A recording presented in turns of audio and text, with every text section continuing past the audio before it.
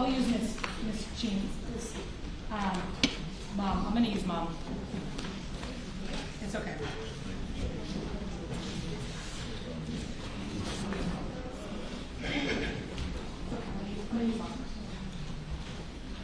And Judge, so for the limited purposes, if you don't mind, I'll just have Miss Jean stand here. Can you please state your name for the record? Hi, good morning. My name is Natalie Jean. Ms. Jean, you're going to be placed under oath. Raise your hand. Do you solemnly swear to tell the truth, the whole truth, and nothing but the truth? Yes, ma'am. Miss Jean, I'm showing you, or can you spell your name out for the record, just for the court reporter and the clerks? It's Nathalie. Middle initial is L. Last name Jean, like jean pants.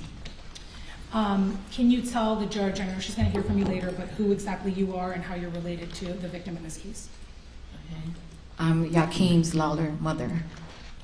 I am showing you a screenshot of what has been previously marked and identified as State's Exhibit 1A. Can you tell the court what this is? This was a text message that was provided to me from one of his classmates. It actually came from the boy that Jahara was dating, and he wanted me to know that he wanted the classmate to show me that she does have a history of that. So they forwarded it to me, and I provided it to the detective. Okay. And that classmate, what's his name? The one who sent. The one who sent it to you, took the screenshot. Oh, the screenshot was his name was Ted, and then he forwarded it to he gave it to Cece so Cece could know to give it to me, and then I gave it to the detective. And Cece is the young girl who's sitting back in the courtroom. That you Yes. just said. Okay. Yes. And Ted was a previous boyfriend of the defendant, Yes, ma'am. and this is a screenshot from his phone. Yes, ma'am. Are you familiar with iPhones? Yes, I am. Okay. So the blue text messages are who? His iPhone from him. I'm sorry. And the gray text messages are from who? Jahara. And I think the C up here where it says at the top, crybaby, is that the contact in his phone? Yeah, that was the contact he had her save under. Okay. And is this a fair and accurate representation of that text message that you were provided by Cece and that he took a screenshot of? Yes. Judge, at this time, the state would seek to introduce what has been previously marked as State's Exhibit 1A as State's Exhibit 1 for the purposes of sentencing. I think the foundation has been sufficiently laid. Mr. Handel? Judge, I would be objecting just based upon one, with all due respect, I don't think there has been no verification indicating as that there's a communication that was taking place between my client and this third or fourth person. And so therefore, that's the problem with it.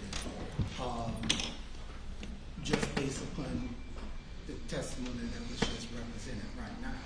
And so that's... Okay, we are in a sentencing hearing, so the rules of evidence are lax, and I'll give it whatever weight, but I'm going to overrule the objection, and I'll allow it to be admitted for the court's consideration. Thank you, Judge. It'll be admitted as part of Exhibit 1. Thank you, Judge. Judge, I know that there is a doctor waiting, so I do have 10 witnesses, so I'll defer to You said that there was no issue with that. So at this point, the state is going to call, I lost my list.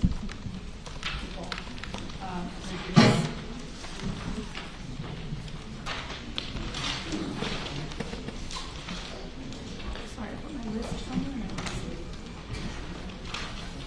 Oh, here we go, sorry. I believe the first person that wants to speak on behalf of the family is Ms. Zelda Beecham.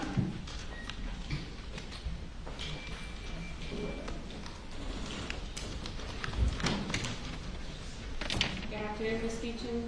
Please come forward. You're going to be placed under oath. Please raise your right hand. Do you solemnly swear to tell the truth, the whole truth, and nothing but the truth? I do. Thank you. Good afternoon. Whenever you're ready, okay? Yes, ma'am.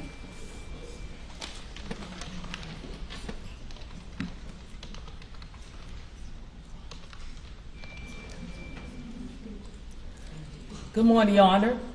Can everybody hear me clearly? Yes. My name is Zeldrina Beecham. I'm one of 4 of the paternal aunts of Yakheim Lollar. I'm writing this victim impact statement to express to you how much I have been impacted by Jahara Malik murdering him. Your Honor, I ask that you please be patient with me. This is the toughest thing I have ever had to do in my life. During these court proceedings, as a family, we had to sit there and watch her smirk in the courtroom, show no remorse, and being Yakheim's aunt, it was really hard for me and for my family. Okay? I remember the day when he was a baby and he came home from the hospital. I took my nephew David Jr. and my niece Amani Lollar, who are his siblings, to see him. He was the sweetest little baby I have ever seen. I gazed at him as he laid there, as innocent and as sweet as he could be. And there's still a part of me that sees him like that.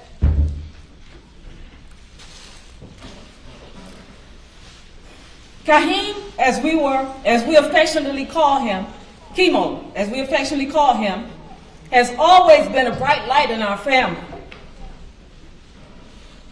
Even during the dark times when we experienced great losses of the people we loved in our family. He was a jokester. He always brought levity to whatever negative situation we had in our family.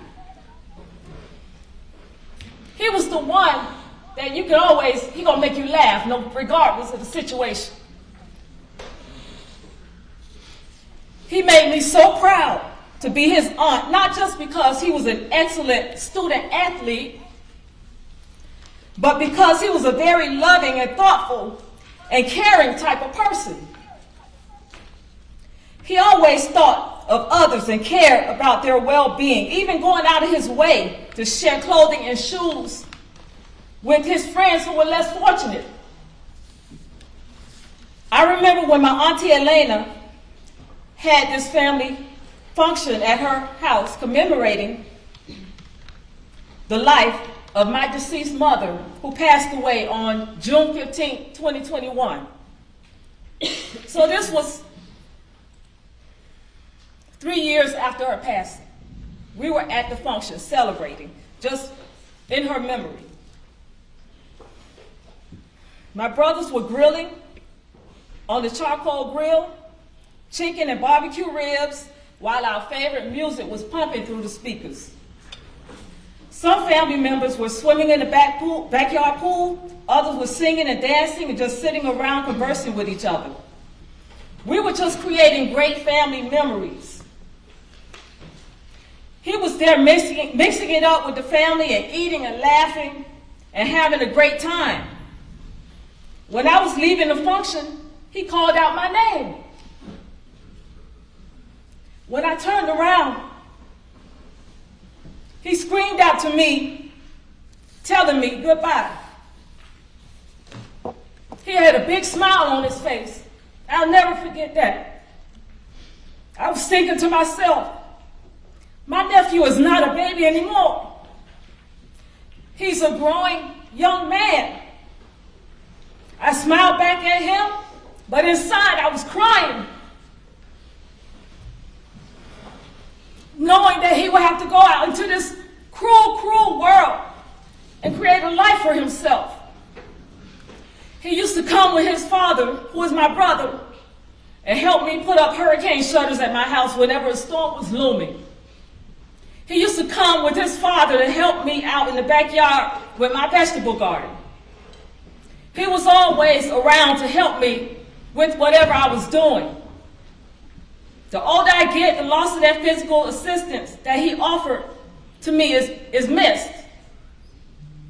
I used to say to him, nephew, when I'm a little old lady sitting on the bus stop in the hot sun, and you drive by in your expensive new car, please pick me up and give me a ride home. And he said, he laughed, he would laugh, and he would say, Auntie, I would never let you sit on the bus stop and not take you home. And that was him. He cared for people. He loved people. Then I would say, okay, baby. He would then smile and continue whatever mischief he was engaging in. Now, because of Jahara Malik's actions, I must go through life knowing that I will never see the full potential of what he could have been in his life.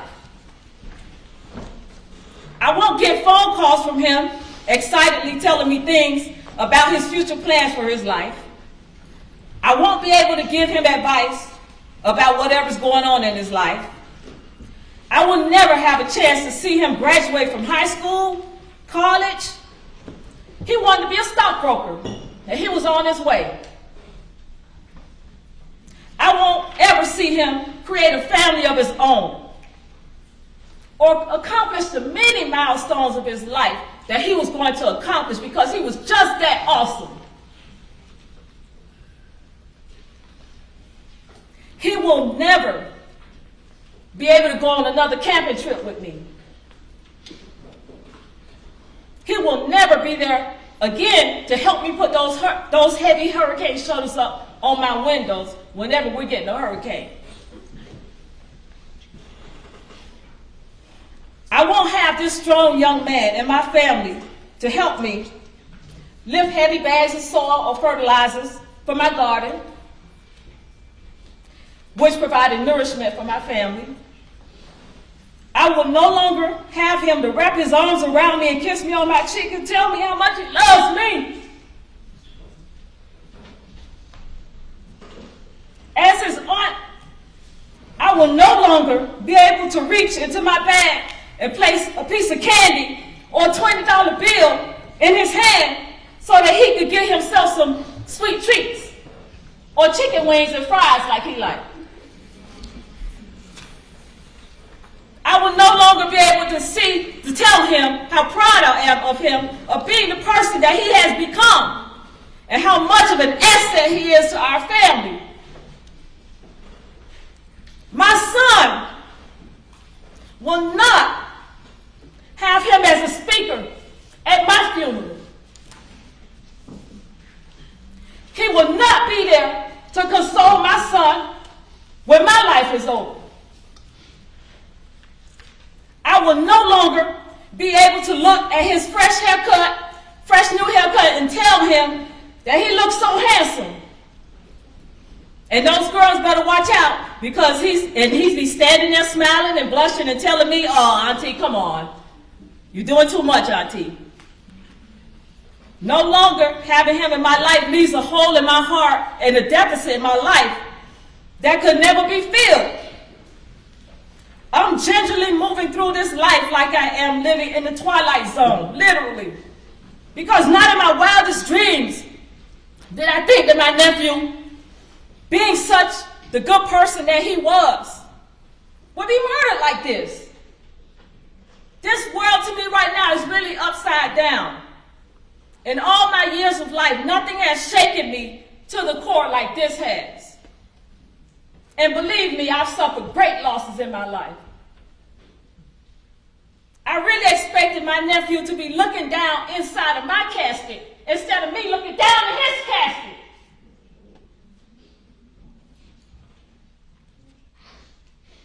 Because of Jahara Malik, I have a skewed view of the world right now. And that didn't do me. I wasn't like that with my 32 years as a police officer with the Miami-Dade Sheriff's Office. Nothing has skewed my view of this life like she has. My 5 siblings and I did not anticipate burying one of our babies. Yet, here we are living this nightmare.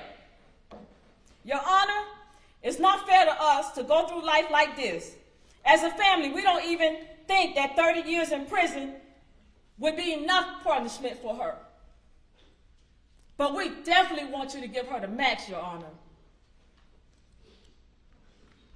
I've always honorably upheld law and order, because when I took that oath, I took it to heart, and I served the streets of Miami honorably.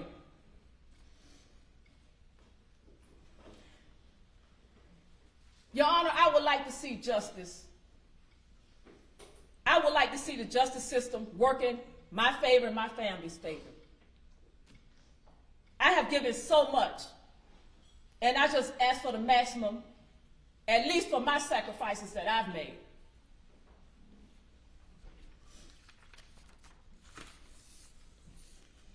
Jahara, Malik, there are many times in court proceedings you'll be sitting there smiling and laughing with your family members and showing no remorse for taking my nephew's life. It's not a laughing matter to us. It never has been. It took all we had to stop from jumping across that thing and doing something to you. It will always be a fact that you are a murderer. You are a demon seed that your parents brought into this world to bring suffering on everybody else. Shame on them. When you go to prison, your life will be controlled by the prison guards and the inmates.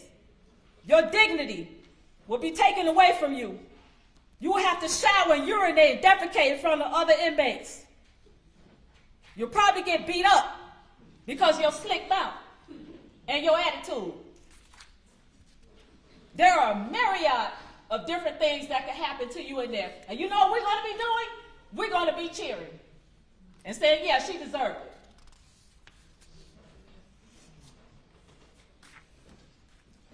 If you want somebody to feel sorry for you or to forgive you for what you have done, get somebody else to do it. Because I will not, and we will not. If you was to go to hell, I wouldn't spit on you to put you out. I hope the thoughts of him screaming for help permeates in that smooth surface brain of yours, and the smell of the blood that you shed from my nephew's young body haunts you while you sleep and while you're wide awake for the rest of your life. Your Honor, I apologize if I offended you, and that's the only person who I care about offending. And if I did that, I really apologize to you for that. I'm telling you, Your Honor, this thing has really devastated me, and I apologize.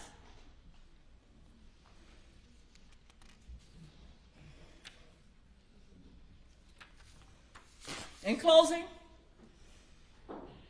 I know that the things that y'all had to hear from me wasn't an easy thing to hear, but they are true to my heart and to my core. And I just want to urge you again, Your Honor. I know that the state, is requesting like 20 years plus 10 years probation. But we want to see her get the full sentence, the maximum 30 years. That's what we want, Your Honor, because we really believe that she deserves a whole lot more. There were times we got reports of her going into his classroom, taking his book bag, pouring soda in his book bag, or taking his book bag and throwing it in the hallway, bullying him. And he was taught not to hit girls. And it makes me think maybe we should tell our boys to hit girls back. And he didn't do that, and look at what happened to him. Again, Your Honor, I apologize. I know it's not easy listening to me, but I mean it to my heart. And thank you so much for listening. Ms. Rodisha Jean would like to speak.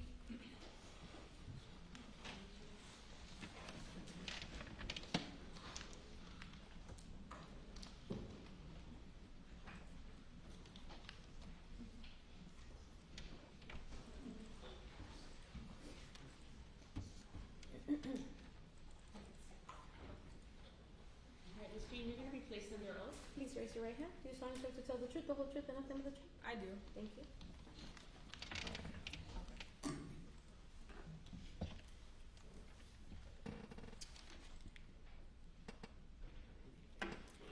Yakheim Lollar was not only a pillar in his community, but also MVP, athlete. He also was my nephew. I just want to say that he holds a special place in our hearts. Sorry, this is hard for me. A special place in our hearts. Words can no longer express the pain or the deep sorrow that we feel about his murder.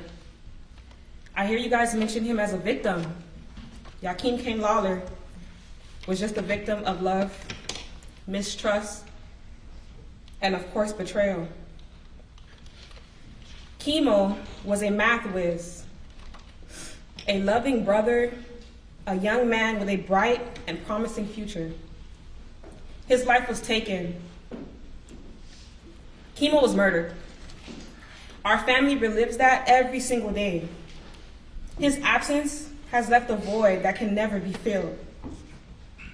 We will no longer be able to celebrate holidays without feeling that pain and reliving the trauma, especially New Year's, without feeling the loss of the love, the laughter, and the joy that chemo brings to every one of our lives. Each and every December, we are reminded of the traumatizing moments Jahara and Malik put our family through. 5 days before Christmas, she decided to go to his home, his safe place, 5 days before Christmas, and murder him. His kindness, his trusting nature were taken advantage of in a split second.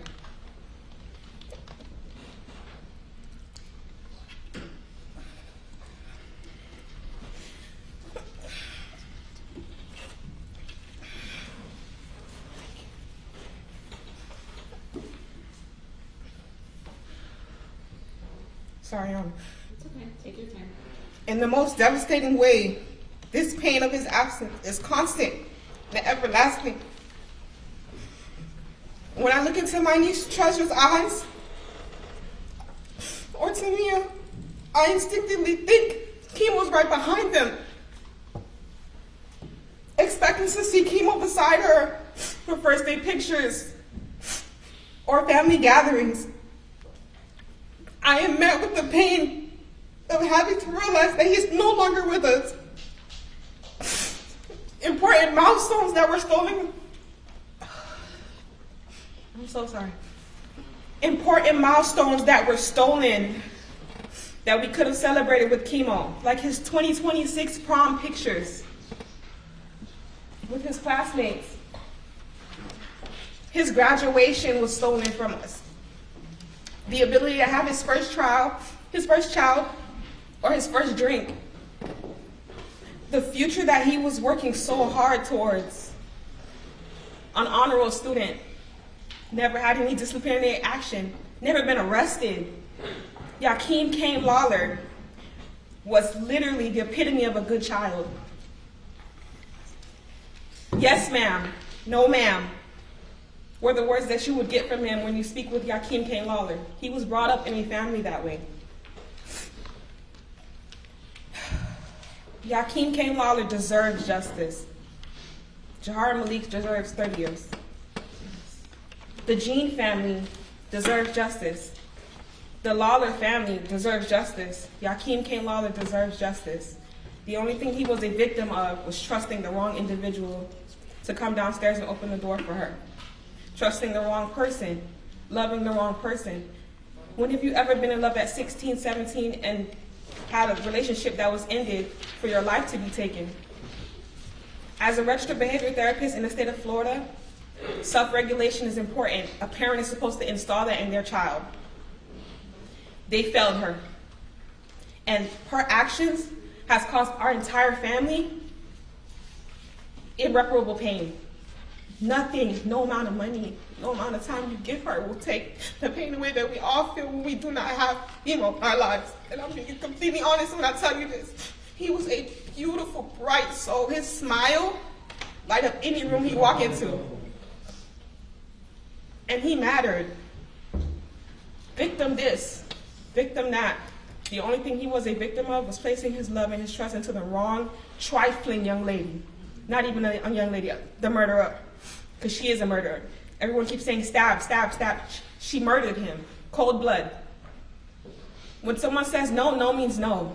The video shows that as well. She deserves the max. Your Honor, next we're going to have Tangerina.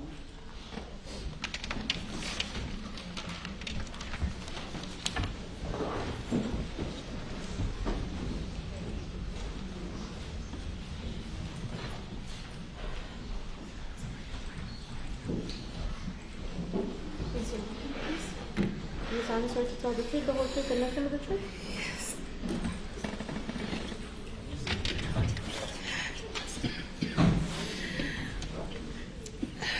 Your Honor, Kimo was my godson. As I stand here today carrying a loss that cannot be measured and a pain that will never heal, Kimo, as we affectionately called him, I will forever remember him. He was 17 years old, a young black boy that has grown into a young man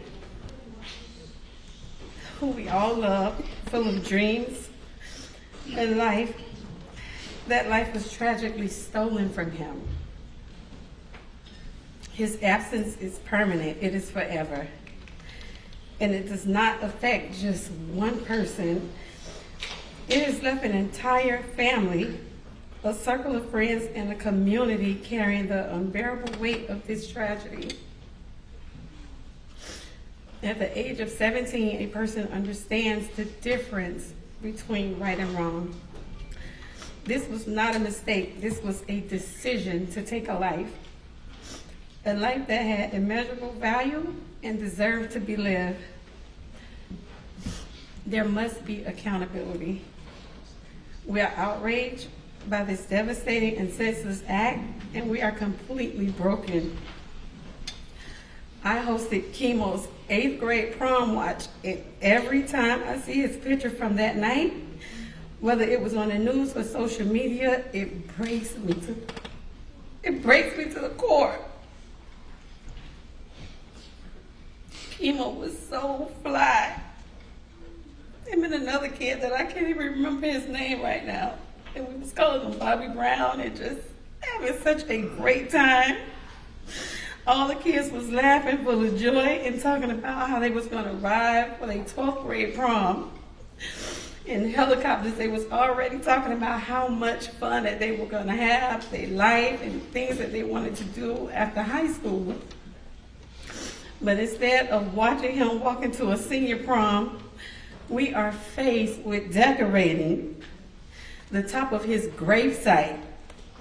Instead of seeing him put on his cap and gown and walk across the stage to shake the principal's hand to receive his high school diploma that he earned,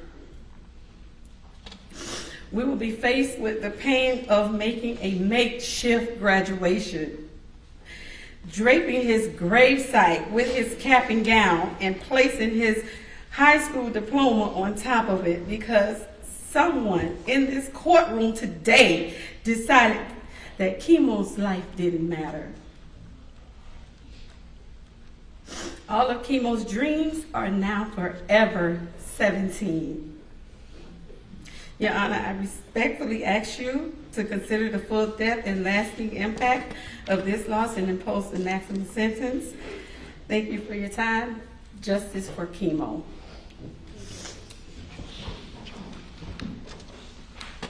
Your Honor, next we'll have Stephanie Darris.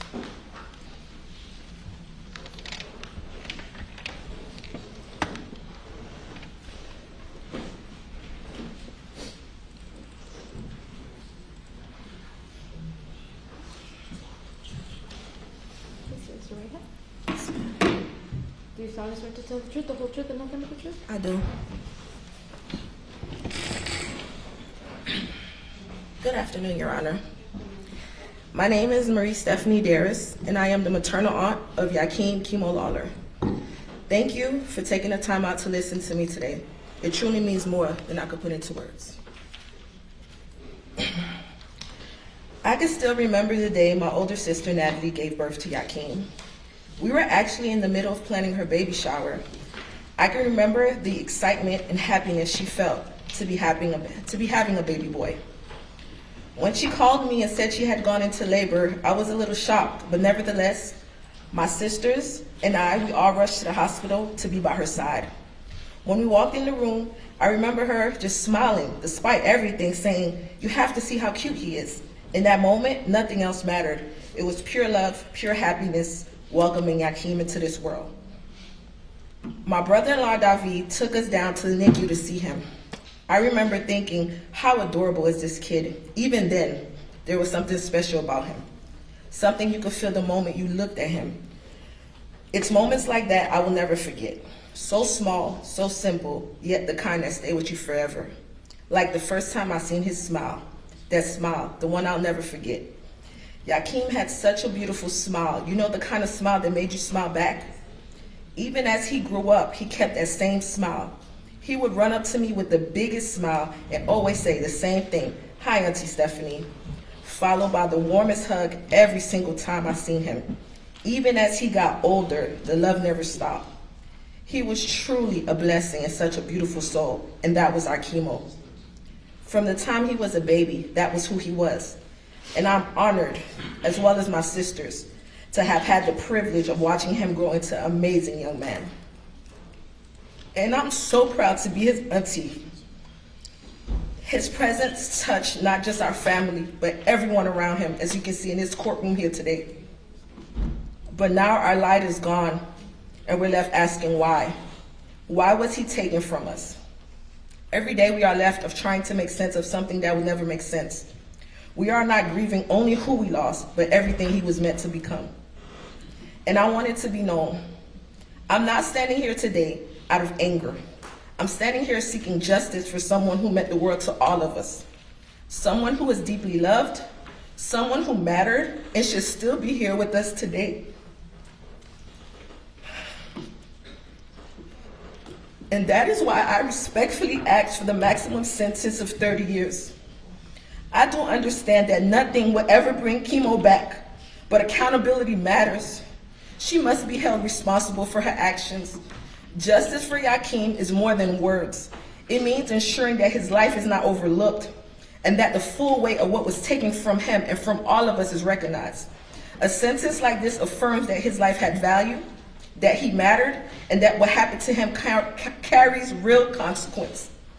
Also making certain that she carries the weight of what she has done today, not only today, but for the rest of her life. Though the pain of losing Yakheim will never fully go away, we will continue to honor his legacy. We will cherish his memory and hold on to the love that he gave all of us and the light he brought into our lives. Long live chemo. He will forever be in our hearts, a life taken too soon. Thank you for your time and allowing me to speak, ma'am. Your Honor, next we have Casey Beecham, which will be followed by Rachel.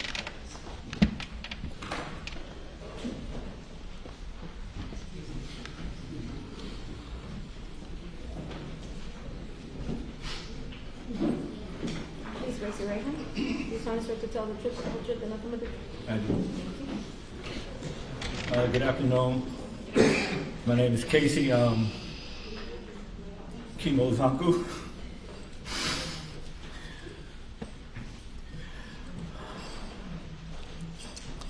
Ever since Chemo was a little baby, you know, he spent a lot of time with me, my mother, my family, and he was always such a joy to be around.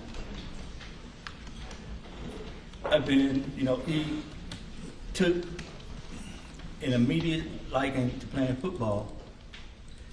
He played football for the Helping Hands Bulls at Olinda Park. I remember going to the park every Saturday, watching Chemo take that ball from a quarterback, run through the line, and nobody could catch him. I just knew for sure that, Chemo was going, everyone knew that he was going to be somewhere. He was going to be a professional athlete, at very least. Going to Trash Power to see him play for Miami Northwestern Senior High. Same thing, taking that ball from the quarterback, running it to a touchdown. And today, I'm in a different arena, trying to defend my nephew, defend his honor. I could never, ever believe that I would be here today. But, you know, through that callous and careless actions of an individual that didn't care about anyone but herself, and it's evident in the video. After she stabbed him, what happened? What if he's alive? What if he's dead? What happened? She was thinking about herself. She didn't care about chemo. I don't believe she took any actions to save his life. The action she could have taken to save his life was leave that kitchen knife in the drawer at home and not take it with you to go see him. I carry a knife for protection. It's not a kitchen knife, it's a pocket knife. And for as far as it being horse playing, I never played that game in school. Never played it on any playgrounds. It wasn't horse play, especially after she said she got mad. That's when the play stopped. They were no longer playing. Chemo was like, "Please, Jahara, stop, don't do it." And she took that knife and she plunged it into his heart. He didn't walk into it. She plunged it into his heart, 4 inches of knife going through his ribs, straight through his heart. I know he suffered, And Your Honor, chemo, he like it was testified today that he didn't attack her. He didn't do it. I believe that chemo was not a mean kid. He was a great kid, but he didn't deserve it. But I can tell you this, that Jahara deserved the maximum. Your Honor, right over your head. We who labor here seek only truth.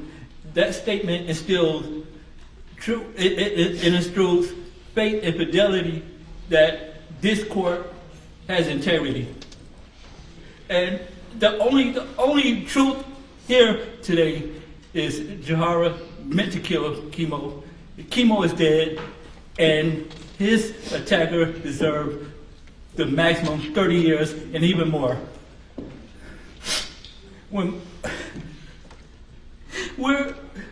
This is this family's second time in this court asking for justice for someone who killed our family member. My father was killed in 1999, and in the same court we sought justice, and we got justice.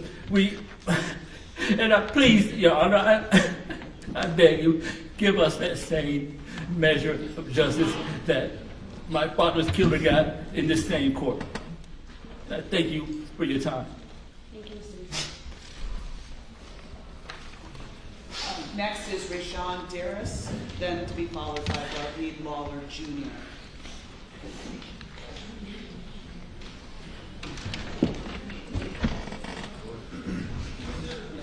Please raise your right hand.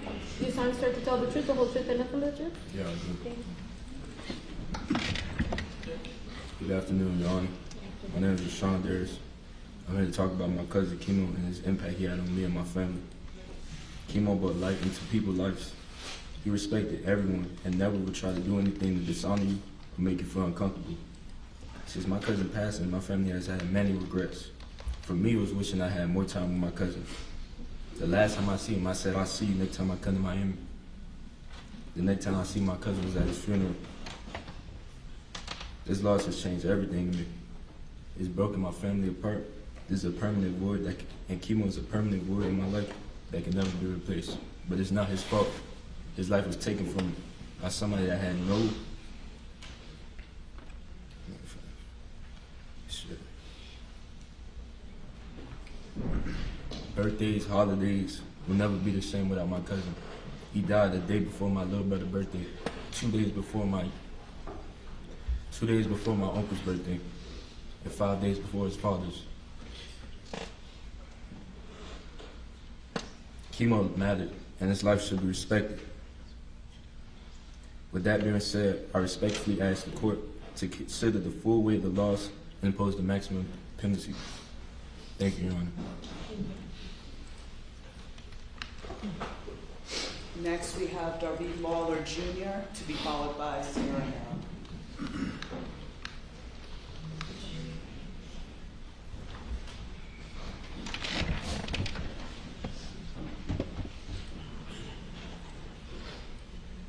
Raise your right hand, please. Do you solemnly swear to tell the truth, the whole truth, and nothing but the truth? I do. I said you excuse my voice, please. It's okay. Take your time. I can say a lot about my younger brother, you know, more specifically about the day we met, but I won't do that because I don't want to deal with that right now. I can say one day, you know, like I said, my family said he was good at football. I remember one day I had left my own practice and I made it a mission to go see his football game because he had one on the Friday, which was very unusual for me. And I got there at the later part of the game, and like they said, my brother was a superstar. When it came to football, nobody came close to him, and I say that with all honesty. I go and I see my brother. His last play of the game, he had the football. You know, he did what he did. He scored, but this wasn't just any regular touchdown for him. It was, you know, well for me and him. He did what he did. He scored, but after he scored, I remember him running off and running to the sideline. And I was only there for like 2 minutes. He ran and he jumped in my arms. And that was one of many moments where I felt like it was just us in the world. Nothing else mattered. And from that day forward, from days before that, I just remember him in that moment still being that same baby I saw when I was 4 years old, the first day I met him. And I said that to say, today I stand here carrying a weight that my family has been forced to bear since the day my brother was taken from us. He was only 17 years old, still growing, still learning, still becoming the person he was meant to be. That future was stolen from him and from all of us. My brother will never graduate, never build a career, never have a family of his own. He won't get the chance to laugh at old memories, to make noise, or to experience the simple moments in life that so many of us take for granted. Every milestone we reach as a family is now marked by his absence. This loss has deeply affected us in many ways that are hard to fully put into words. There is an emptiness in our homes that will never and could never be filled. Holidays, birthdays, and even ordinary days feel incomplete. My brother was a sunshine. He was the sun, not the red sun. He was the complete sun. He could light up any room. He could brighten any day. He can make any sad day a great. He can make any sad day a great one. In my eyes, my brother was perfect, no matter what. In all their eyes, my brother was perfect. My brother wasn't disrespectful. My brother wasn't rude. My brother was kind. Like they said earlier, my brother would give you the shirt off his back. He didn't care if you could fit it or not. You mattered to him. Everyone mattered to him. No matter what you did, you mattered. You were a human to him. And that's all. That's what we asked for you today. I'm sorry. My family has to learn how to live with grief that doesn't go away. It just becomes part of who we are. We are not the same people we were once before. There's a constant reminder that someone we love should still be here, an everlasting yearning for someone who will never come back to us. We stand before you today asking that you grant the maximum penalty, because from now until forevermore, long after her sentence is over, all we can do is speak his name, remember who he was, and honor the life that he should have had. He mattered, he was loved, and he deserved the chance to live his life. That'll be all, Your Honor. Thank you. Okay, next up, Sierra Harrell.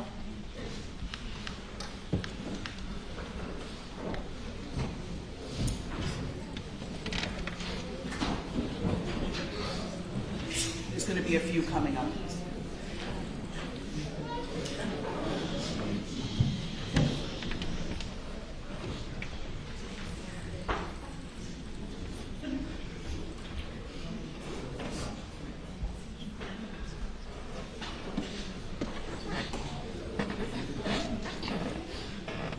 Please raise your right hand. Do you solemnly swear to tell the truth, the whole truth, and nothing but the truth? Yes. Thank you.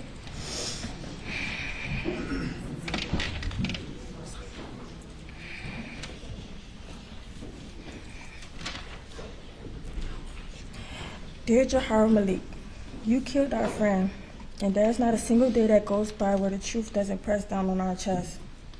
There is no absolute way to dress that up. There is no version of this where damage fades into something smaller. A life was taken. Our friend was taken. And some people who love chemo is left to carry what you did every single day.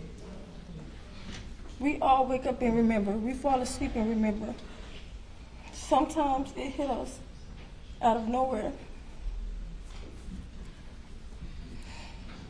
In the middle of a song, a laugh, a random memory, and suddenly we're all grieving all over again. Our friend should be here. Chemo should be here. He should be living, growing older, graduating with us, going to prom, chasing his dreams, making mistakes, healing, dreaming. Instead, there is a hole where a whole person used to be.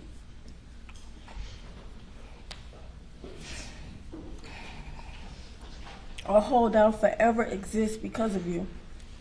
The amount of time that they give you is the number that you deserve. Even though the number might feel abstract to you right now, to us, time stopped the day our friend died. Birthdays, ordinary moments, laughter, that all should still exist. But instead, those were taken. That loss doesn't end with a sentence. It lives on in us. People may talk about that like this is the end of the story. It's not. Your time will be measured in years, in walls, in routines. Our time is measured in absence, in holidays that feel wrong, in conversations that would never happen, in moments where we reach for someone who will never answer again. We are still hurt. We are angry. We are grieving. Someone who should be here isn't because of your actions. That is the truth. Whether you choose to face it or not, grief has changed us, all of us. It has hardened places of us and exhausted parts of us. We have to carry something that we didn't choose, something we cannot put down. I'm saying we because I'm speaking on behalf of all of his friends. I am not writing to comfort you. I am not writing to forgive you. I am writing so that you know that our pain is not silent. I am writing this because our friend mattered, because his life was not disposable, because silence will feel like we're letting him disappear, and we refuse to do that. I hope you sit with what you did, not just the headline, not just the charge, but the human cost. The people left behind, the love that had nowhere to go. The damage that keeps echoing long after the moment you made your choice. There is nothing you can do to bring our friend back. Nothing will make this right, but denying the depth of what you caused will only make it worse.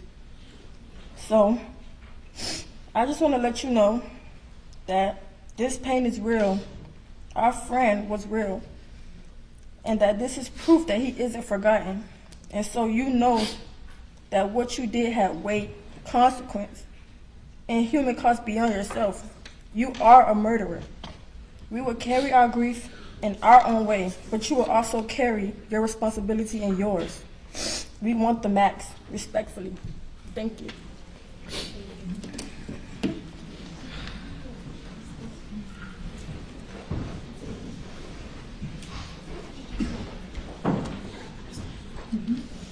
Your Honor, I'm going to offer a few comments, but I'm also going to call the parents up. They will be speaking next. They're the last 2 weeks.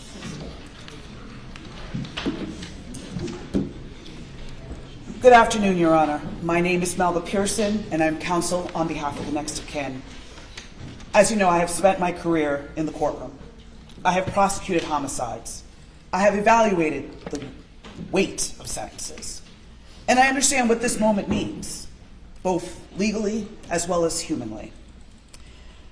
I am here today not just as Chemo's attorney. I am here because I know this family, and because I believe that what this court does in the next few minutes matters.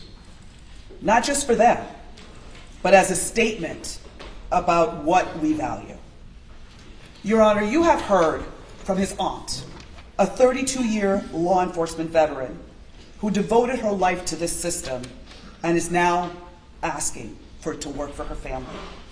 You have heard from his classmates, young people who should not yet know this kind of grief, who found the words to say, "Our friend was real and he mattered."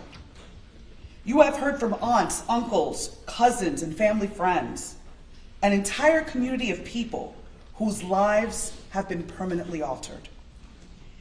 Each of these statements represents something the law too often reduces to a footnote: the full, irreversible human weight of what was taken. Yakheim Lollar was 17 years old. He was a gifted student, excellent in mathematics. He was a wide receiver with NFL dreams, and he put in the work to back them up. His mother believed in those dreams so completely that she was preparing to go back to school to learn sports management so that she could be equipped to guide his career. That is not a footnote.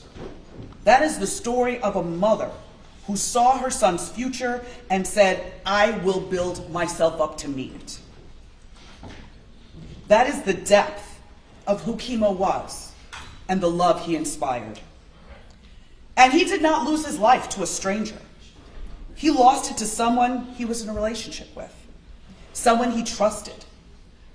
That dimension of this case cannot be overlooked because it speaks directly to the nature of the harm and the deliberateness of the act. In my years as a prosecutor, I learned that sentencing is one of the few moments the justice system has to speak directly to the value of life. This is that moment. The maximum sentence of 30 years is not vengeance, it is proportionality. It is the court saying clearly, this life had weight, this loss has consequences, and accountability is not negotiable. On behalf of this family and everyone who loved Kimo, I am asking you to impose the maximum sentence. Your Honor, I will now yield to the people who loved him first and the longest. His parents. All right, Ms. Person, I'm gonna wait for Ms. Malik to come back. I think she's using the restroom? Yes. I think she needs to be present to hear. Thank you. But I will yield my I'm time. gonna take a 10-minute break. Who's ready? Your Honor, I believe the family, the parents want to give some. Of course. First it'll be David Lollar Sr., followed by Natalie.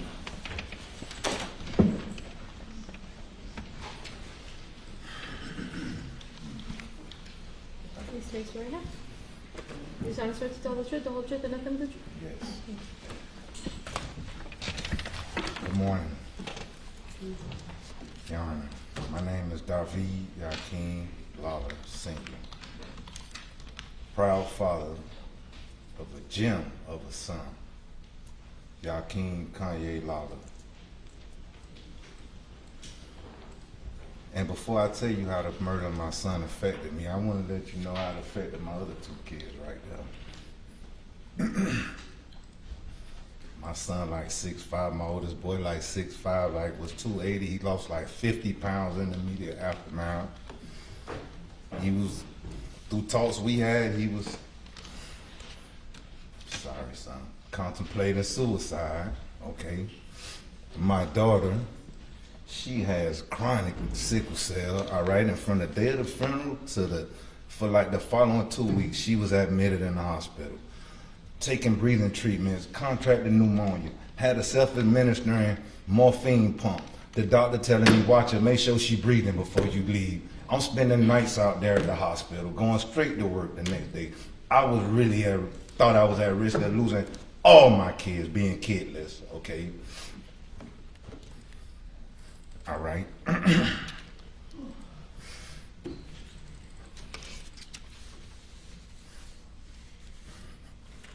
It's kind of uncomfortable for me. I'm doing what I gotta do for my son. I'm a habitual felon, labeled by the system. This is my first time on this side of the law, but I really want to speak about the injustice that I feel has taken place here. All right. From the night of the arrest, from the night of the incident, Nobody informed us nothing about anything. We all we know, we were just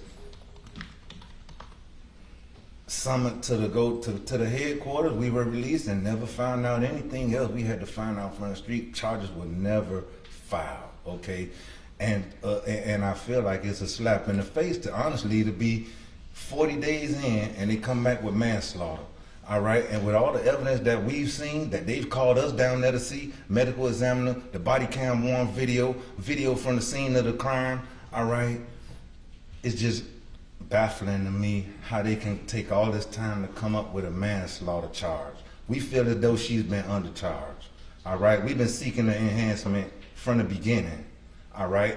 And you know, they like, the defense would like to call it accountability, all right? Saying that she pleading guilty now, all right? But we think it's being smart because we always been seeking enhancement for the charges. All right, so this is like they're getting ahead of the ball right now. All right, it's 16, 18, a year and a half in. All right, and we supposed to have a phone dump by today's court date. All right, it kind of sounds like water and oil mixing together. Cause I mean, it's over with at this point. You know, for us to get a phone dump today, it probably won't even do us no good. All right, what if it's content in her phone? Cause kids text each other, they don't talk. You know what I'm saying? What if it's something that she sent a message to her friend saying, I'm gonna F him up? You get what I'm saying? That would have showed premeditation, that would have showed intent, that would have showed a whole lot of things that we could have got these charges upgraded. All right, we've been seeking that from the beginning. All right, we feel like the whole investigation was influenced from the jump. All right, we feel like it was a whole perfect storm for it to happen on the city of Miami side. I'm from a place called Lincolnfield, all right? Everybody probably know it for all the wrong reasons, all right?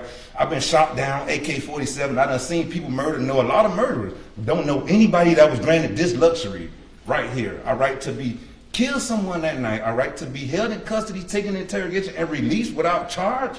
Like, come on. Now, I feel as though they could have charged her with manslaughter that night if you're going to take all this time to come up with that charge, all right? It was my sister, the police officer, that added the additional charge, that requested through Kevin Bettercourt to add an additional charge of with the deadly weapon, you know, because even before that, she was only eligible to get up to 15 years.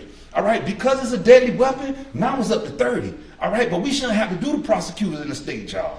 You get what I'm saying? It's more upsetting to me than anything. Yeah, my son gone, he ain't coming back. I'm at peace with that. You get what I'm saying? I don't like the way this case was handled, Your Honor. You know what I'm saying? And then we met with the state attorney, we met with Catherine Fernandez-Rundle. The chief of police called us down, we had a meeting with him. I'm quite sure they don't meet with all victims of families of homicide, all right? So it leads me to wonder why, all right? Maybe they know they messed up the case or mishandled the case, all right? It just ain't, nothing makes sense right now at this point. You know what I'm saying? I want to talk about Chemo a little bit because he was the most humblest guy. Well respectable. Chemo was so humble. Chemo, I went to pick him up from Charles R. Drew Elementary one day, and his teacher say, hey, in PE, the PE teacher like, hey, the kid's super fast, he jumped super far, and I'm super high, and he's just this super athlete. I'm like, Chemo ain't tell you? At this point, Chemo had won 3 Super Bowls, 3 Super Bowl MVP. Chemo go to school and nobody knows nothing.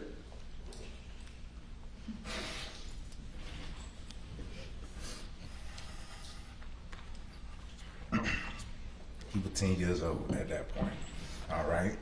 Chemo do not brag on himself. He brag on his daddy, all right? His daddy the best barber, all right? He wouldn't let nobody else cut his hair, all right? Nobody can beat his daddy in basketball if you listen to him, all right? And nobody's better with the bookie if you listen to Chemo. Chemo praises his dad. His dad was his hero, you know? I defend Chemo. I rescue him. I save him. I was robbed that night. I lived 5 walking blocks from Chemo. Walking distance.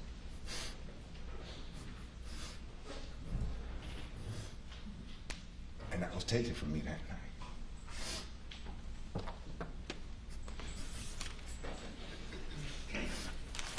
So that day, the day of the incident of the murder, I left work early. The graveyard closed at 5 o'clock, 5 p.m. It was my mom's birthday, December 20th. She passed away in 2021. So I called Chemo. I left work early. I get off at 5 o'clock. The graveyard be closed. I called Chemo and invited him to the graveyard this day. You know, I called him and told him I was going to see my mom. They refer to her as Granny. All right. I said, I'm going to see Granny. Chemo, what you doing? He like, I'm playing the PlayStation. And he didn't volunteer to come, so I didn't tell him to put it down and come. I'm giving him his independent. He's 17. I know what he was into. And it was that night that I got that call. I just had invited him to the graveyard.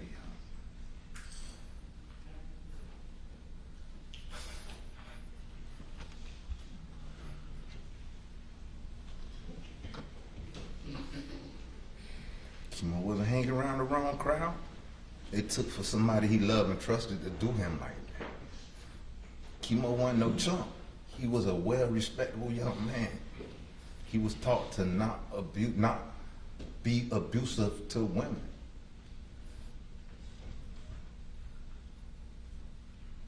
And I think that was that was the reason for his demise. Because I also feel as though if it would have happened, if he would have may have defended himself the first time, because a lot of stuff we found out throughout this whole thing that we did not even know. You get what I'm saying? And I don't understand why these charges, with the stuff that they're telling, with the information that the state was giving us, I just couldn't understand why it's not a second-degree murder charge. And not only that, even if you were to charge us that and convict as a lesser offense, we see this all the time. You get what I'm saying? I don't know why that wasn't applicable in this case. It's just, nothing makes sense with this case, all right? We feel again, like I said, the case was affected from the beginning. The city of Miami, her granddad got the key to the city of Miami, all right? We feel as though if it would have happened on the Metro-Dade side, she would have been in custody that night. You get what I'm saying? It's all what anybody could think anything, but again, man, we just don't understand how it took all this time to come up with the manslaughter charge. With all the evidence and everything that they've told us happened, it is not an isolated incident, what we found out through the state, through y'all. You get what I'm saying? This has happened before. She's pulled the knife on him. She's cut him with a knife before. You get what I'm saying? I can't even bring myself to address her. I don't feel no ill will towards her family, because I'm quite sure if they knew that she was going to pull some stunt like that, they would have told her, sit your butt down, you stupid girl, you could sit your thing. So again, I don't feel no ill will towards her family throughout these whole proceedings. We've made it our business to not threaten, not to address, not to do anything towards her or her family. All we hear is we seeking justice here, all right? And again, it's uncomfortable for me. This is my first time on the side of this law, and I am way out of my element. It doesn't even matter. I'm gonna stand up and honor my son and defend my son, all right? At every chance I get, and I'm sorry. That's it, man. I just wanted to be heard, man. I don't like the way this case was handled. You know, it wasn't no transparency. Nobody talked to us. Ain't nobody said nothing, man. You know what I'm saying? We had to hold rallies and then I'll do all this to get some kind of charges brought. And it's unfair. It's unfair. It's unfair. I don't like it at all. And I'm sorry if I disrespected the court. I don't got nothing else to say. You did not disrespect the court.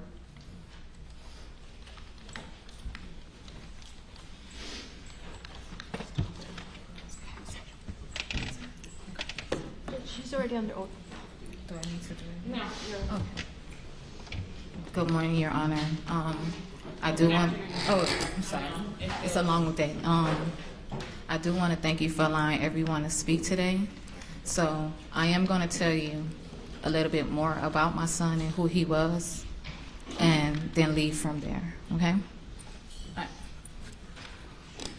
On September 28th, I was getting my hair done, and I ended up getting contractions. So I'm like, Treya, my stomach hurt. She's like, girl, go to the bathroom. I went to the bathroom. I said, I'm bleeding, Treya. I don't know what to do. I'm just panicking. She's like, oh my God, oh my God. Her mom is a registered nurse. She ran in the bathroom, and mind you, my pants, everything is on the floor, so all my good stuff is showing. So I'm just standing there, and I'm like, oh my God, I don't know what to do. I'm bleeding. I just, Chemo, I hope Yakheim's okay, because I always told his dad that I loved his middle name, so if we ever had a child, that would be my son's name. So I already had his name prepared. And she was like, all right, we're gonna call the ambulance. So they called the ambulance, they rushed me, they called my doctor in at North Shore Hospital. And when they called my doctor and Mira was having a conversation, she's like, well, Miss Jean, you seem like everything's okay. I don't see anything wrong. I said, but why am I bleeding? Nobody can't tell me why am I bleeding. She was like, well, he's a big kid inside of you. He's already 5 pounds, so it wouldn't hurt to take him out early, because Chemo's original birthday was November 3rd. Like that. So she was like, I said, well, you're the doctor. What would you do? She was like, take him out. So they prepared me for emergency C-section that day.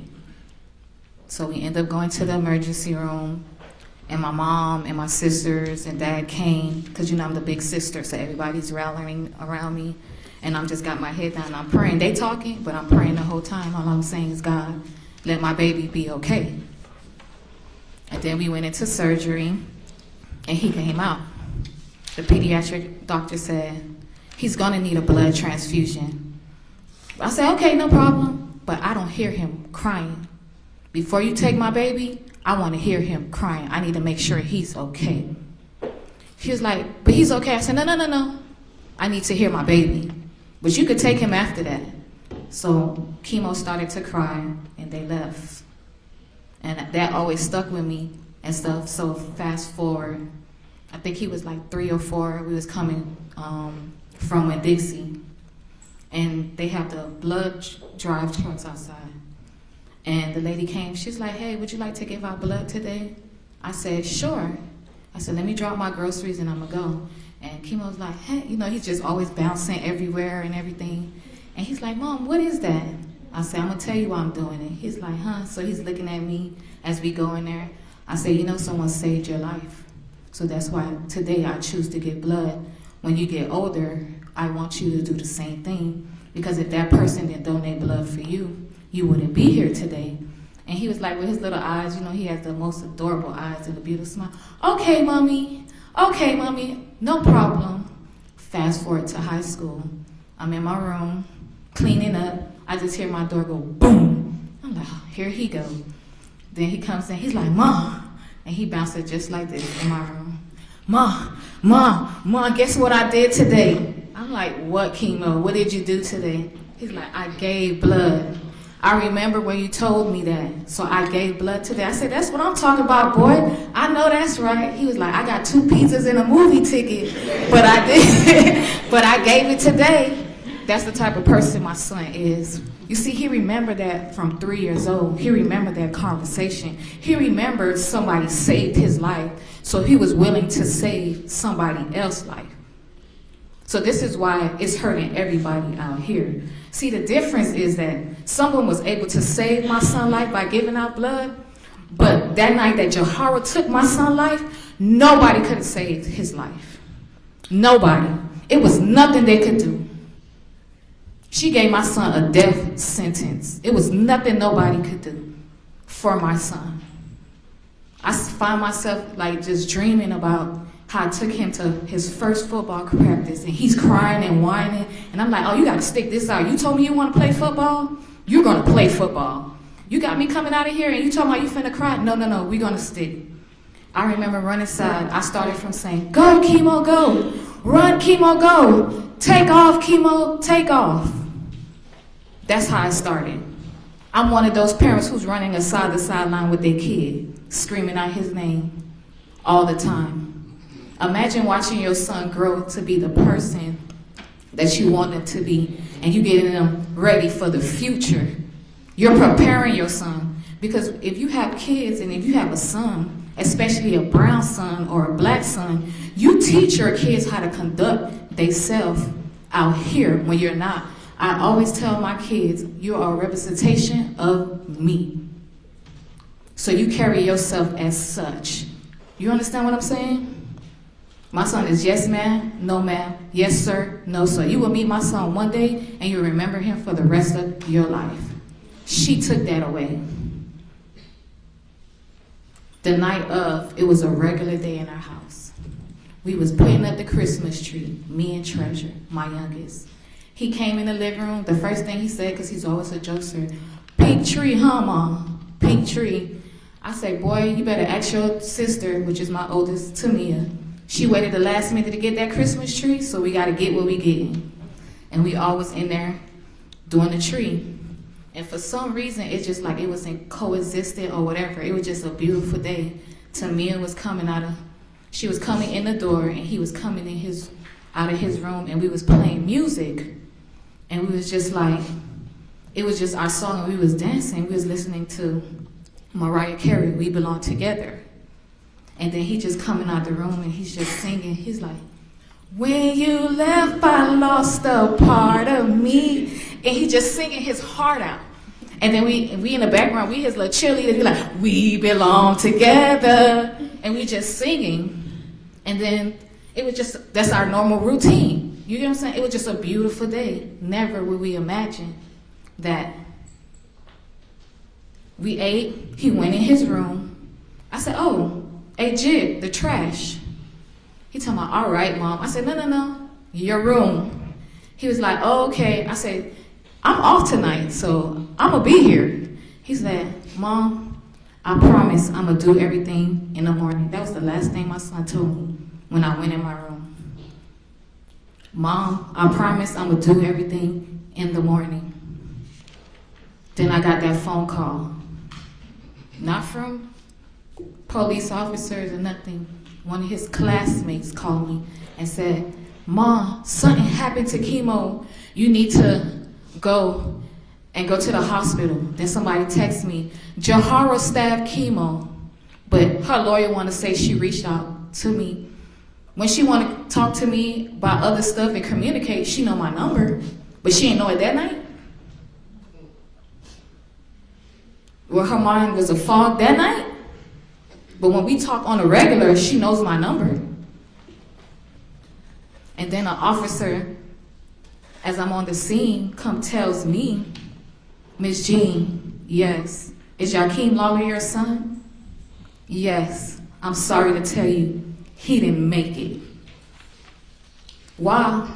I'm just getting on the phone with my dad to explain to him what's going on, but I don't know what's going on. I turned into a little girl that night. Could you imagine calling out for your dad? I'm like, Daddy! Daddy! Yo, chia petit moi mourir. That's what I'm saying. I said, my child is dead. They told me they killed my child. That's what I said to my dad. I turned into a little girl that night. And then have to get that phone call. I have to tell his dad that his son no longer here. My daughter called me. She was like, Mom, I don't understand. I'm at the hospital. They're saying he's not here.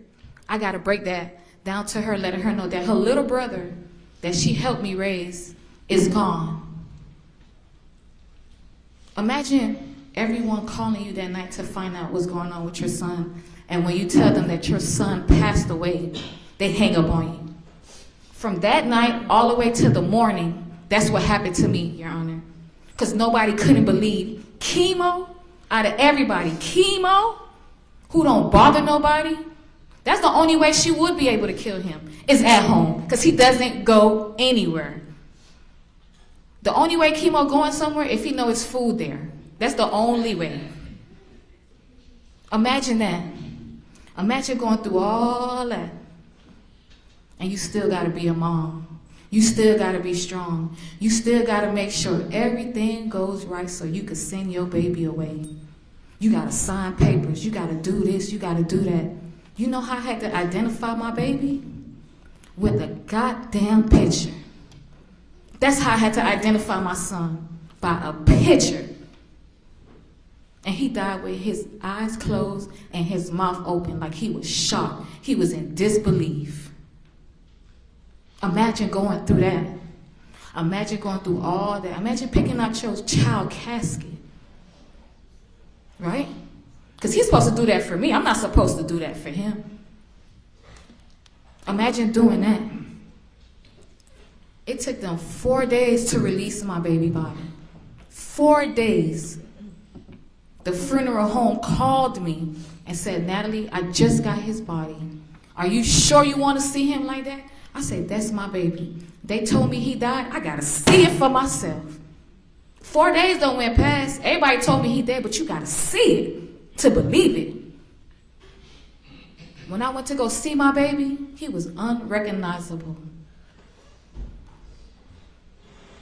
His skin already melted. His skull was here. The only thing you seen, no defense wound or anything, was that gash around his chest where she stabbed him. And through all that ugly, Your Honor, through all that ugly, you still could see that beautiful smile.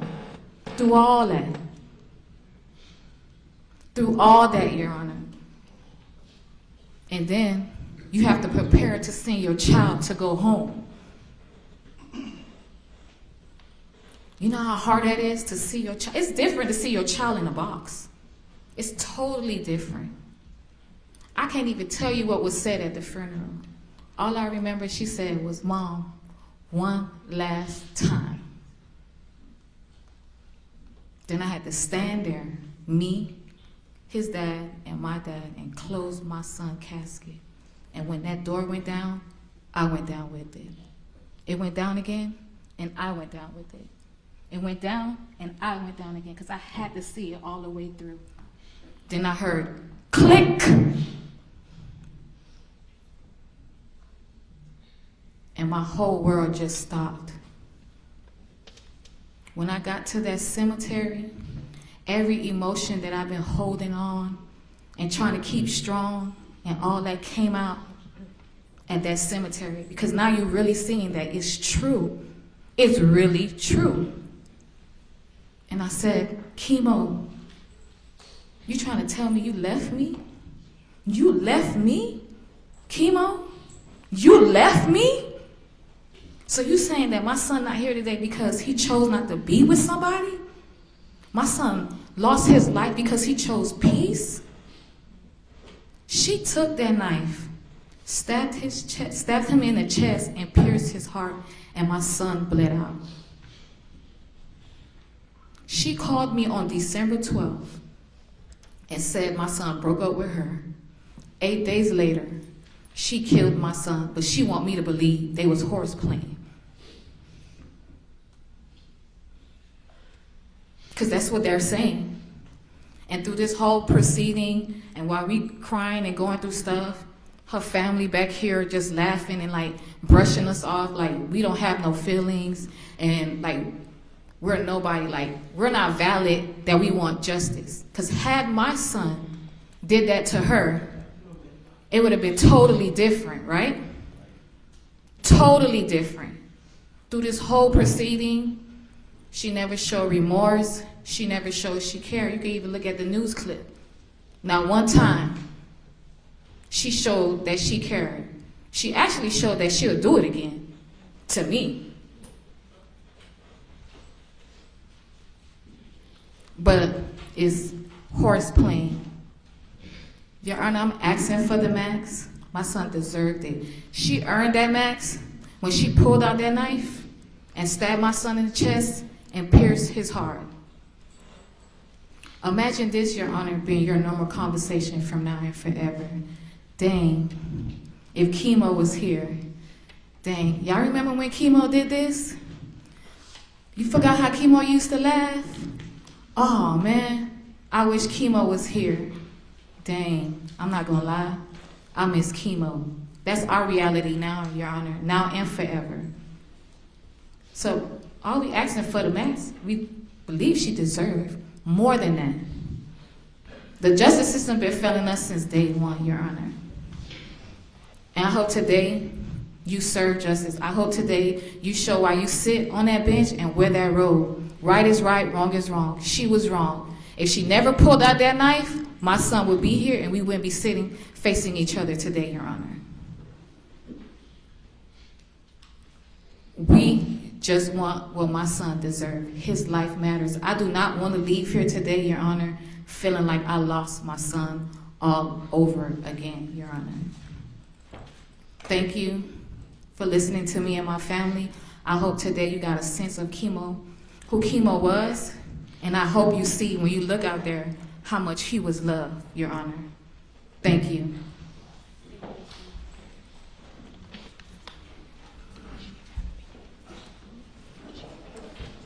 Judge, the state has no further witnesses to be arrested at this point. Mr. Hanfield?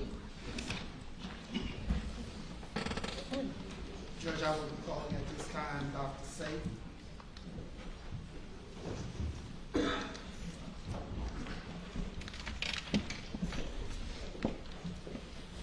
Raise your right hand, please. Do you solemnly swear to tell the truth, the whole truth, and nothing but the truth? I do. Thank you. Allison.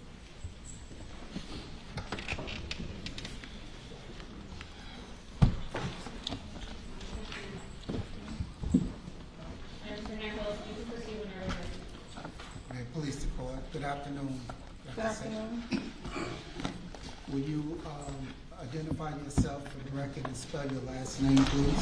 My name is Lindsay M. Sy is spelled S-Y-E-H.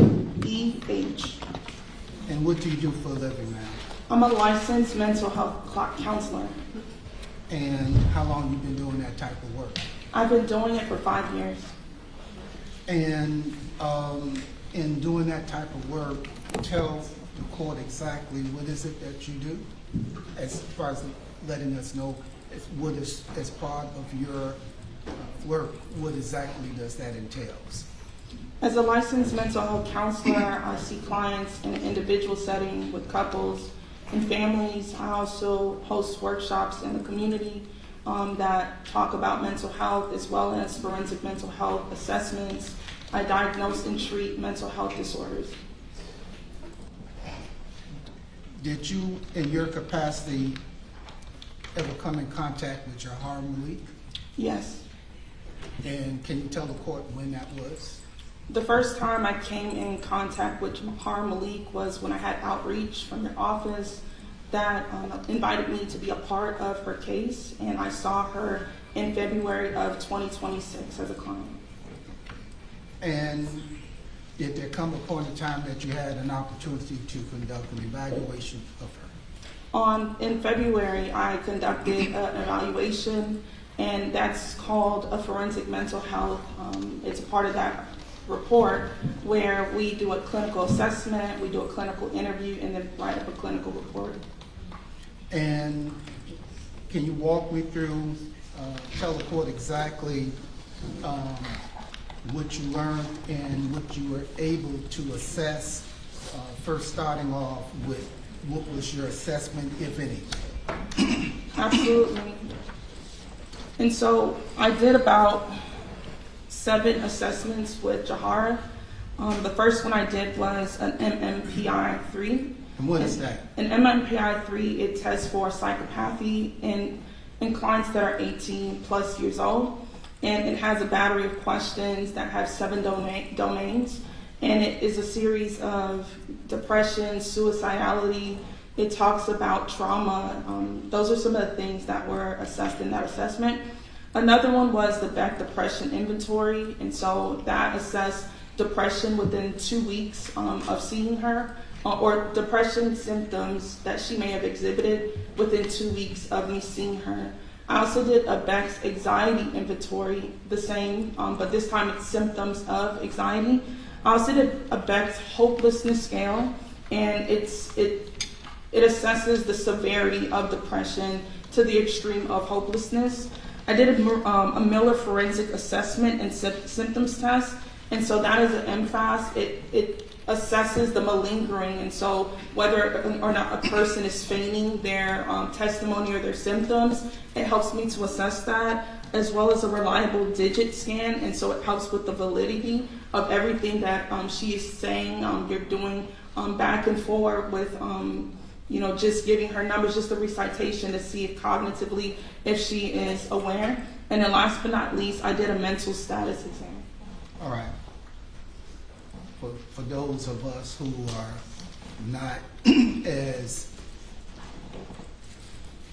have the same knowledge that you have, let's break this down in layman's understanding. As relates to the first testing that you did, what were you looking for and what were your findings? So what I was looking for in the first test were just how she presented with her personality. And what that came up, the results were that through the 7 scales, we looked at the hopelessness and helplessness, the anxiety-related experiences, the suicidal death ideations, ideas of persecution or abhorrent experiences, and At the end of that, it just concluded just this profile of how she showed up and how she responded to the inquiries that the test provided. And why was that important for you to know? It's important for me to know because it assesses behavior, it assesses how she's showing up with maybe her cognitions, her thoughts, her feelings, her state of mind, and whether or not it's consistent with the observations that I would make through the mental status exam, if they would be congruent to what she's being assessed for. And what did you learn as relates to the first test? So what I learned that her numbers for helplessness and hopelessness, it was very high. I also learned that she When presented. you say high, in layman terms, what does that mean? So the score that one would get is about 65. She landed at 80 for the helplessness and hopelessness. For anxiety-related experiences, again, 65 is the baseline, but she rated at a 69. Ideas of persecution and apparent experiences in substance abuse, she rated at an 81, an 83, and a 75. So what did that tell you, and what conclusion were you able to reach any as relates to that first? Based off this, it showed me that she presented with symptoms of depression, she presented with symptoms of suicidality, she presented with symptoms that exhibited anxiety as well, symptoms that just painted a picture of how she felt about the thoughts that entertained with maybe persecution, apparent experiences. That's what it told me, that these were the symptoms that she had. Did you get an opportunity to go over and review and understand exactly what happened on the date of the stabbing that that you learned that she was responsible for? How would you address the court on the issue of her being, whether she was remorseful? What were you able to gather and learn from that? So when we went and sat for our clinical interview, I wanted to just understand some context of what happened. It's typical to understand the context, and then we went through systematically her history of childhood. We talked through her school history, any history with drug and alcohol abuse, any history about how she lived socially. And so we landed at the end talking about just remorse. You know, how does she show up with her understanding of what happened? And at the end, she showed that she was remorseful for the incident that happened, and it was as evident as her self-report. Now, you said suicidal. Did you have any concerns as it relates to suicidal thoughts or relating to what you were looking for? I had concerns about it, and I did a suicide risk assessment in the session, and she declined thoughts of suicide presently and thoughts of intentions of wanting to harm herself. But she also stated that those were ideations that were ever present, but in the moment, she denied that was happening. When you were speaking to her? When I was speaking to her. But you said there was she was able to communicate with you that there were some concerns about suicide? Yes. What else did you learn? I also learned that in talking with her,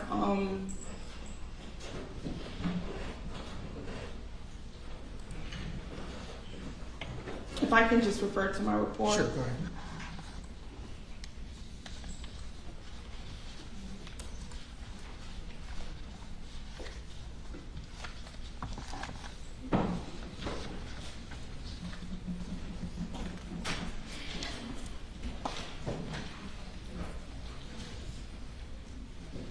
So I also learned about her is that she was very a studious student.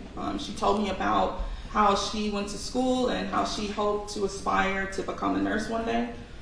She told me about how she envisioned going to college and wanting to connect what she wanted to do in college, her major in nursing, to one day to become a beautician. Now, after you completed your evaluation of her, in your assessment,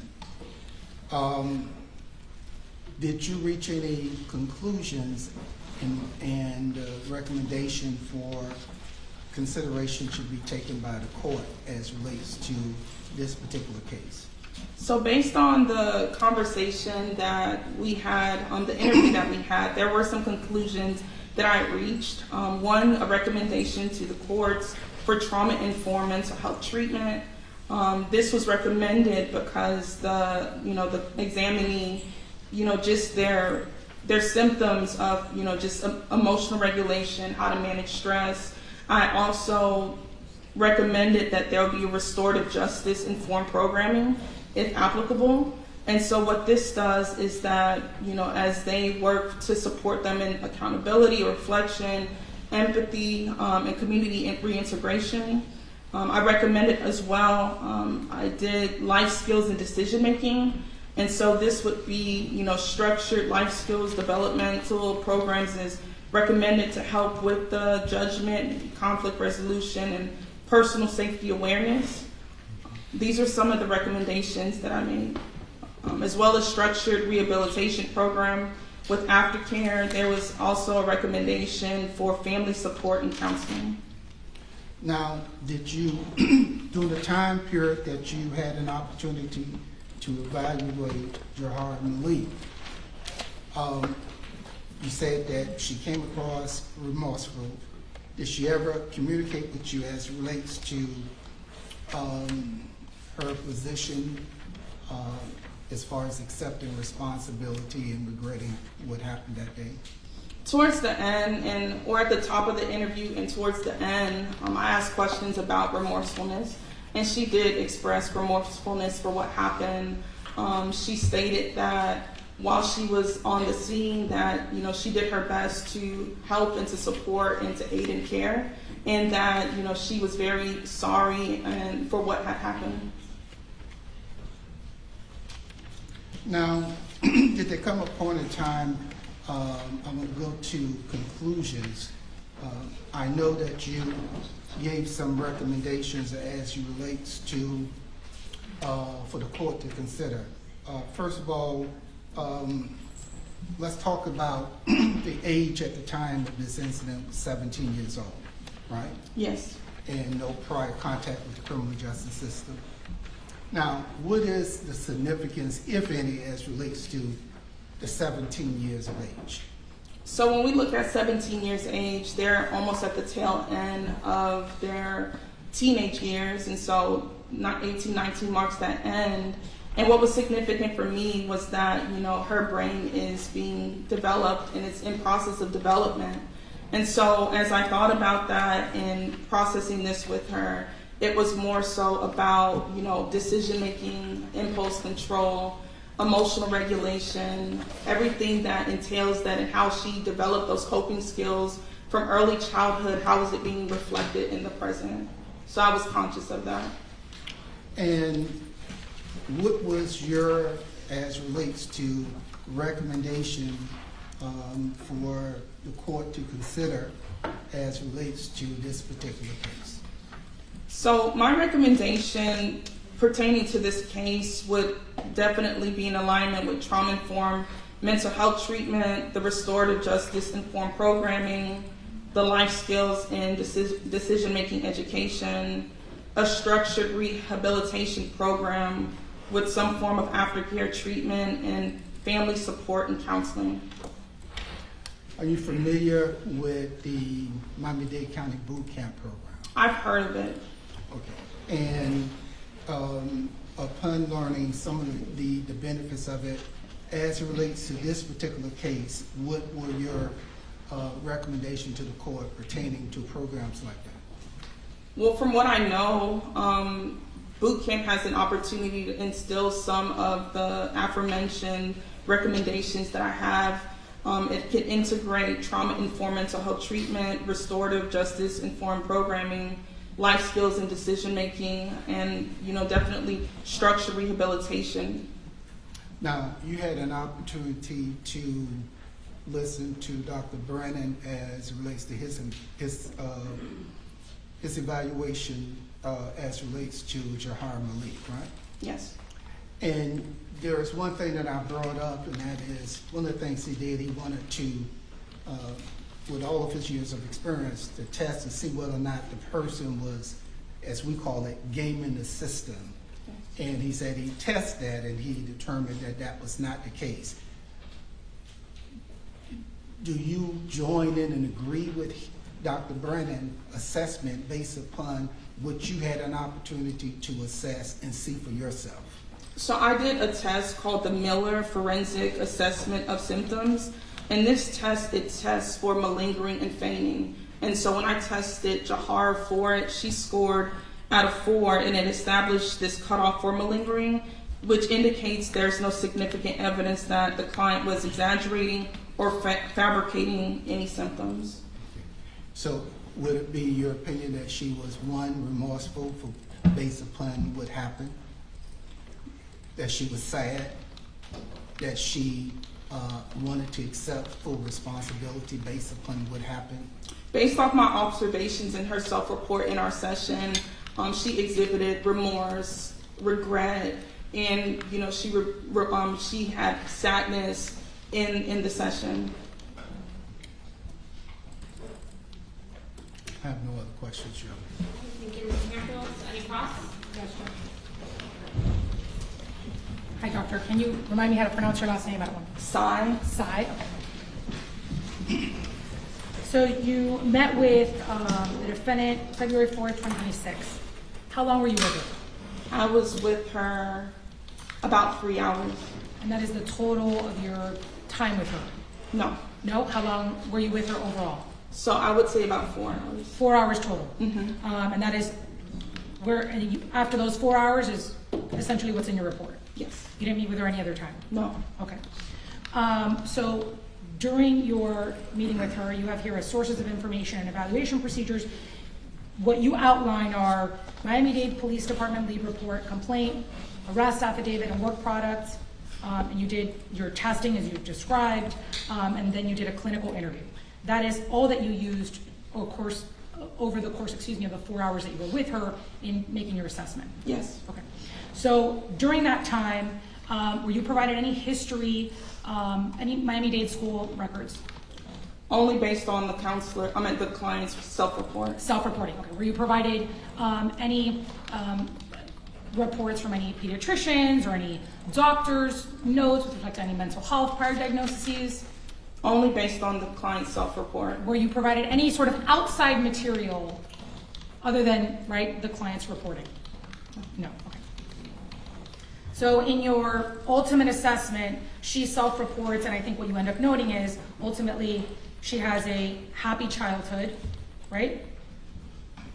Yes. There's no history of domestic violence within her home, right? That wasn't reported to me. There's no trauma in her home, nothing reported. There's no history of abuse on her, that wasn't reported.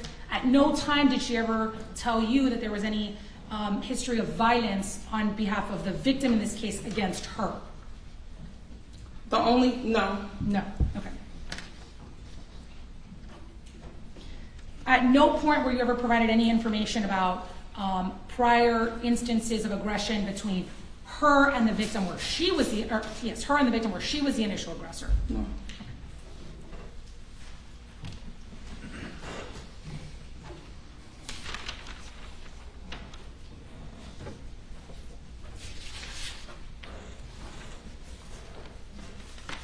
Okay. I want to talk about the test that you described, and I apologize, I don't remember the name, but where you determined sort of malingering. If I noted in your report that you noted that the examinee describes herself as sort of the good girl that works hard in school, and she sort of denies her involvement in extracurricular activities, and essentially it's all self-reporting. So if she believes, that she's essentially a good girl, a kid who otherwise behaves, does your test sort of account for that? Like that would, to you, it would signal she wasn't malingering? What I would do is I look at, through observation, how she's reporting. Okay. And so the test it asks questions that's based off of how does she present with suicidal ideation? How is she presenting with symptoms of anxiety and depression. It doesn't specifically just say only behavior, but thoughts. But thoughts, okay, so, but in making your assessment, right, as to whether or not somebody's being completely forthcoming with you, if someone really believes, and I'll use a hypothetical, so if I'm the one who's talking to you, right, and whether, let's say for the sake of the hypothetical, I'm a bad person, right? But I go in there and I tell you, I'm a good person. Like, I believe that I'm a good person. I believe that I always follow the rules. Are you able to, through your test, assess, right, whether I'm just being truthful? Like, if I just believe it, regardless of what sort of the facts and precedents say, can you tell that? Well, there can be a belief, but then there has to be also congruence with what is the affect saying, what is the thought cognition saying. So I'm actively doing a mental status exam to see the congruence between what someone is saying to me versus how they're saying, versus how I'm observing what they're saying. So essentially, if somebody, whether they believe it, but then they're able to, with their affect, because they're able with their affect to sort of convey that, they could otherwise pass. Repeat that, please. So if somebody believes, right, that they're the good, I believe, we'll use my hypothetical, I believe it, but then with my affect, I can otherwise present that it's sort of in line with me thinking that I'm a good girl. Could they otherwise pass when maybe they are maybe fabricating something to you? I mean, I'm looking at the context from start to finish. Okay. So essentially what it comes down to is everything in your report comes down to her self-reporting and her version of the events. And based on what I'm reading in the reports that I got as well. Okay, and the reports of the police department and that, okay. Okay, so now I want to talk about when we look at sort of the brain. You've gone through we've looked at your report, right? You have someone who, you said no DV, no abuse, otherwise happy childhood. You had nothing from school, so as far as she's reporting, no issues at school, there's no IEP. She's otherwise a good kid, good grades, right, that she gets. So now, we're taking a person sort of with that, and now we're talking about impulse control, right?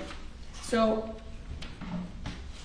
when we look at, the human brain, just because somebody the human brain sort of doesn't develop until 24, does that mean that someone would not be able to appreciate, let's say, the dangers of a knife?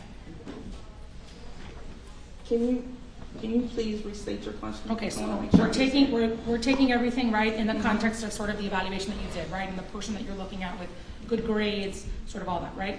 So now we're talking about the brain developing. Mm-hmm. Brain develops, like you said, between 17 and 24. 17 is on the lower end, 24 is on the higher end. So when we're talking about sort of the development of the brain, just because somebody is 17, we'll start there, does that mean that they therefore could not appreciate the danger of a knife? I mean, at 17, when you say appreciate, what do you mean with appreciate? Okay, so that a knife is sharp, that a knife could hurt someone. Right. So they still could. Absolutely. Okay, and so when we look at your report, right, I'm particular on page 5. Mm-hmm. One of the things that is noted, right, is it says respectively, when we're talking about trauma and impulse control, and you can correct me if I'm misunderstanding it, but it says that when you're looking at your test, it recognizes that trauma, exposure, emotional disturbance, adverse life experiences are relevant considerations because of the potential impact on judgment, impulse control, and decision-making under stress. Mm-hmm. Okay, so now we take into context, right, someone who's smart, right, good home, no trauma, no reported emotional disturbance, no adverse life experiences, nothing really that is, we'll call it a red flag, right? And now sort of the question is, how does impulse control affect that person? It seems like it would be less likely, right, to affect that person versus somebody who did have all those red flags. Right. Is that accurate? Well, what I'll say is this, environment can also play a part in it as well. Okay. And so when I observed and when we had our clinical interview, those were things that I took into consideration when writing the report. Okay, and so for when we're looking at Miss Malik, I mean, did you ever at any point ask her whether or not she knew that knives were dangerous? I asked her about just violence in general and her understanding of violence. And did she understand it? Yes. Did your sort of analysis incorporate the fact that she had a knife? She tells police she had a knife for protection. Yes. And so protection, right, would mean that she would use it to ultimately defend herself against anyone who came at her. Yes. So would that tell you that she understood that a knife could be used in order to, let's say, save her life or endanger somebody else? Yes. Right? Okay. So would it be a fair assessment to say that she understood that knives were dangerous and that they could cause harm? Yes. Okay. I have no further questions. Thank you. Any redirect? Just one question, I think. Well, I guess I need to go to the mic. I'd like to say one question, and I want to keep it very simple. Is there a correlation between the age of 17 and someone 17 participating in risk behavior, horse playing with a knife, age 17, versus someone 24 or 25 doing the same thing? You see the difference? Meaning, one of the things you discussed, and Dr. Brennan, that there is certain risk behavior associated with the age 17. Is that correct? Yes. That would not be the case when you're dealing with someone at the age of 24 or 25, because the brain has fully developed. Would that be correct under that scenario? What I would say is this: it depends on circumstances. But their risk behavior is something that is more associated with someone that's young, such as a teenager at the age of 17. Is that correct? Yes. Okay, thank you. Nothing further. Is the doctor excused, Mr. Yes, Hanfield? ma'am. All right, thank you, Dr. Singh. All right, Mr. Hanfield, do you have any other witnesses? Yes, Judge. These will be quick character witnesses. First person will be Terry White.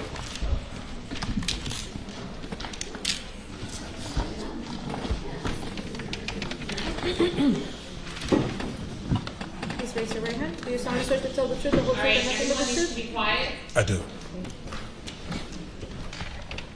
Would you state your name for the record, please? Terry Wright. And you identify yourself as far as what you do for a living? I'm the CEO of Writing Young Funeral Home here in Miami.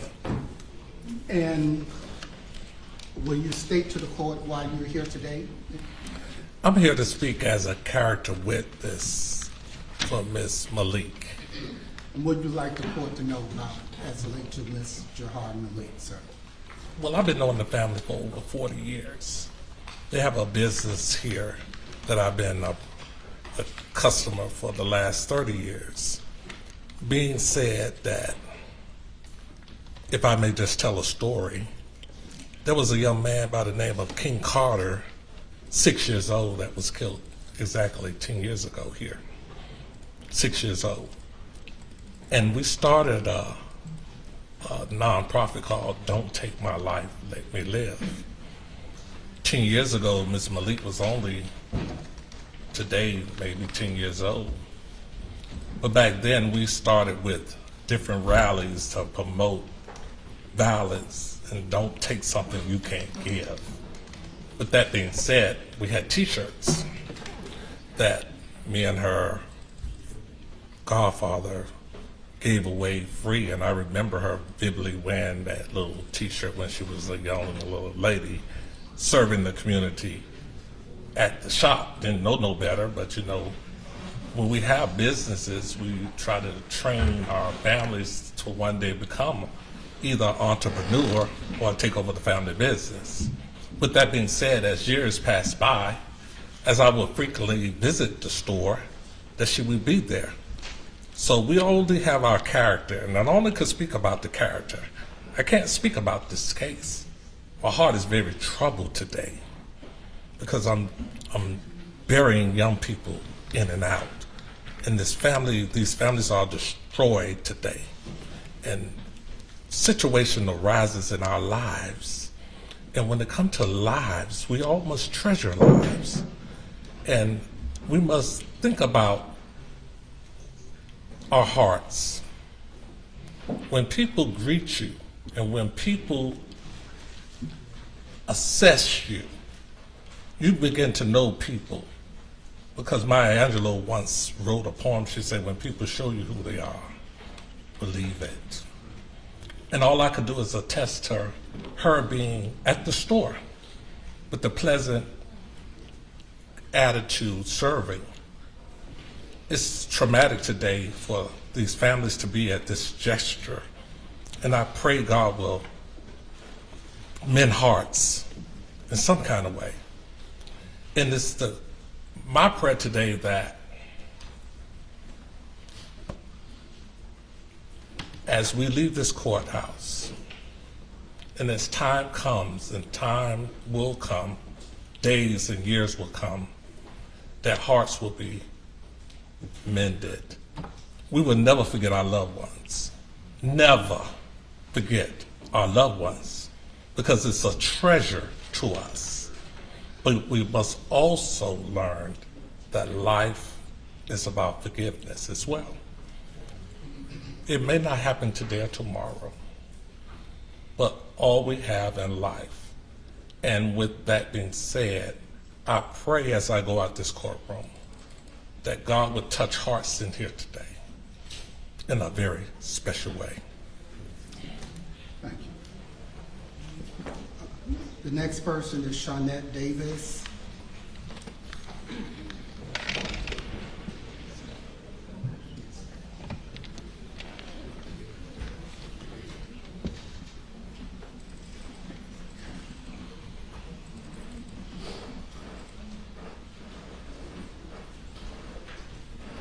Please raise your right hand. Do you solemnly swear to tell the truth, the whole truth, and nothing but the truth? Yes, ma'am. Will you state your name for the record, please? My name is Shanetta Davis. And what do you do for a living? I am a corrections officer, Where? Palm Beach County Sheriff's Office. And what would you like to address the court to say? Greetings, Your Honor. Judge Hernandez and all parties present today, I recognize that this is an incredibly difficult moment and one filled with deep pain. To the victim's family, I want to express my deepest condolences, and I truly am sorry for your loss. I have known Jahara for all her life, and she is like a niece to me. I've watched her grow into a loving, compassionate, intelligent young lady. She is deeply family-oriented and has shown a desire to build a positive and meaningful future to become a registered nurse. Throughout this period, Jahara has taken responsibility for her actions by pleading guilty, which demonstrates accountability and remorse to me. In my professional experience as a correction officer, I have seen firsthand that juveniles and young adults are still in a critical developmental stage. I respectfully ask the court to consider leniency in her sentencing. Thank you, Your Honor, for allowing me to speak and to be heard. Thank you. Ted McCray.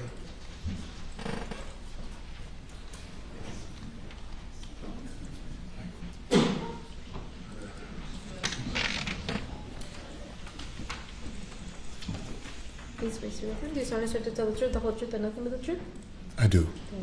Would you state your name for the record, please? My name is Theodore McCray, Ted McCray. I am a pastor and a former teacher at Miami Northwestern. What would you like the court to hear from you today? Your Honor, I just want to speak from the heart today. I just want to talk for a moment because today I saw something. I saw the fact that nobody wins. Nobody wins in a situation like this. It affects and effects everyone that is involved. Today, I remember I retired from Northwestern, so I was over there 20 years. And most of you students who are here, and I know you. I know you just as much as your mom and them know you almost. You spent hours out the day with me. And everybody knows how I operate. I'm not just Mr. McCray. I'm Uncle McCray. I'm Dad McCray.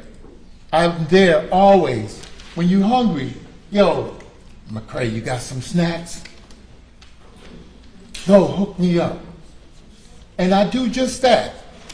But it's not about me today.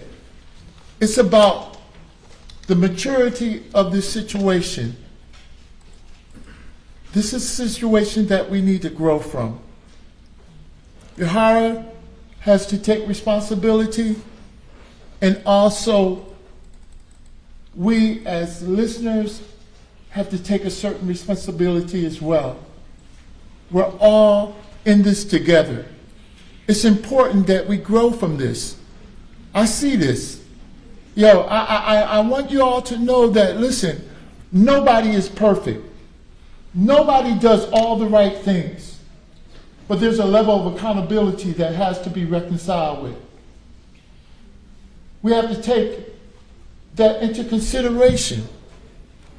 That these things happen, especially with children. They need to know that to whom much is given, much is required. They're blessed. All of you are blessed. And I just wanted to come and let you all know that this is not a time to take sides. This is a time for you to look at yourself, see what you got going on. How grown are you? Where is the adult that's supposed to be in you? I listened today. I heard some stuff. Some things I thought was good, and some things I thought was not that good. Things were said in here, and I saw hurt where there needs to be healing. We need to come together in our own self. You know, there's a saying, how you gonna throw, rocks at my house when the house you live in is made of glass? So listen, Jahara, there's love for you, baby. Mommy, you said some things that I thought was important today. You expressed to us how you really felt about Keith. I know him. They was all freshmen and juniors, freshmen and sophomores when I retired. I know them. They used to come by my class. I know all the boys, don't I? Yeah, you know I do. If you went to Northwestern, you know me. Mr. McCray, the man who taught cosmetology. All the girls was in my class, so I know you stopped by. Listen, it's not about that. It's all about your future. So please, take a look at yourself before you look at other people. Thank you. Angela Powell.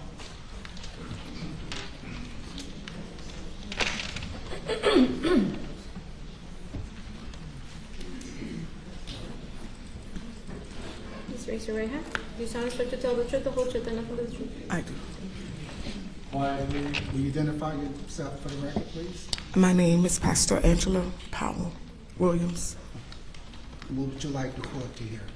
I would like the court to hear a character witness for Jahara Malik. First, Your Honor, I would like to thank you for allowing me to speak today, and if I could, I would like to offer my condolences to Yakheim's family.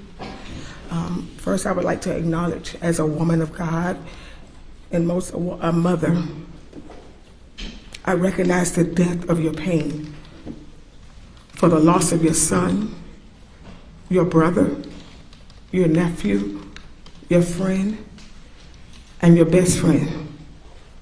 There are no words left to fill the void in your hearts, but I offer my condolences, my deepest condolences, and continuous prayers for your family.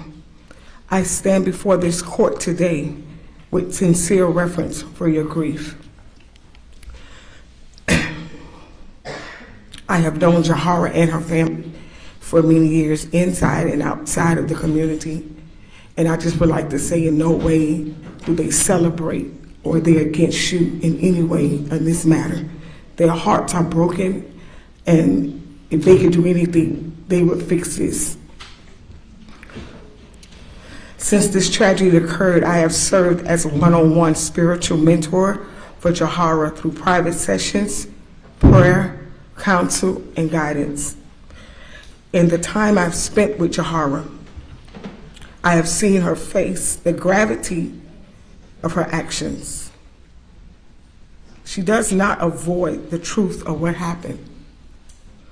I have sat with her in quiet moments where there were no cameras, no social media, and I can tell this court today she is deeply broken by this tragedy, not just her family.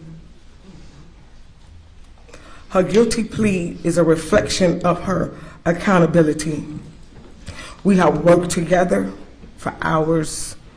She understands the weight of her hurt. She has caused this family and the gravity of her actions. What I have observed in our sessions as her mentor, her spiritual guidance, is a young woman who realizes she cannot move forward without guidance. She has learned that it's not okay, that it is okay to ask for help and to seek a better path. She shows humility and genuine desire to be a different person than that day. I once asked her in our sessions, if you could change anything, what would it be? And she said that entire day. I am personally committed to Jahara, continued mentorship. I believe she has a heart that can be molded to good. My role is to ensure she remains on the path of peace and accountability. I asked the court to consider her age. I asked the court to consider her today with leniency. Thank you, Your Honor, for allowing me to share what I have seen and the opportunity to acknowledge the family and their loss. And God bless. Natalie Powell.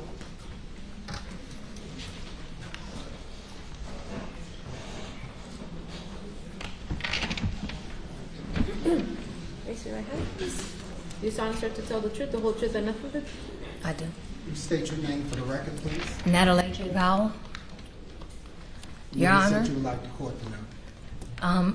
I've had the privilege of watching Jahara Malik grow up, and from a very young age it was clear that she was a really special young lady. She's always carried herself with a level of intelligence and awareness that was far beyond her years. That maturity often made her seem older than what she was. Jahara has consistently stood out as someone that was thoughtful and capable and exceptionally bright. However, I've also come to understand that being so advanced for one age can sometimes present its own challenges. When a young person is accustomed to being the smartest among their peers, it can create a sense of confidence that they are ready to handle situations that in reality, they're not. That kind of confidence, while rooted in strength, can sometimes lead to difficult decisions and unintended consequences. Jahara's actions should be viewed in the full context of who she is. A young woman with tremendous potential who's still learning and still growing. She's still in need of support and direction as she navigates these complex situations. I firmly believe that with the right guidance, structure, and encouragement, she'll continue to develop into the remarkable individual that she has always shown herself to be. Thank you for taking the time to consider not only the circumstances before you, but the character and promise of Jahara Malik. Thank you. Nia Jackson.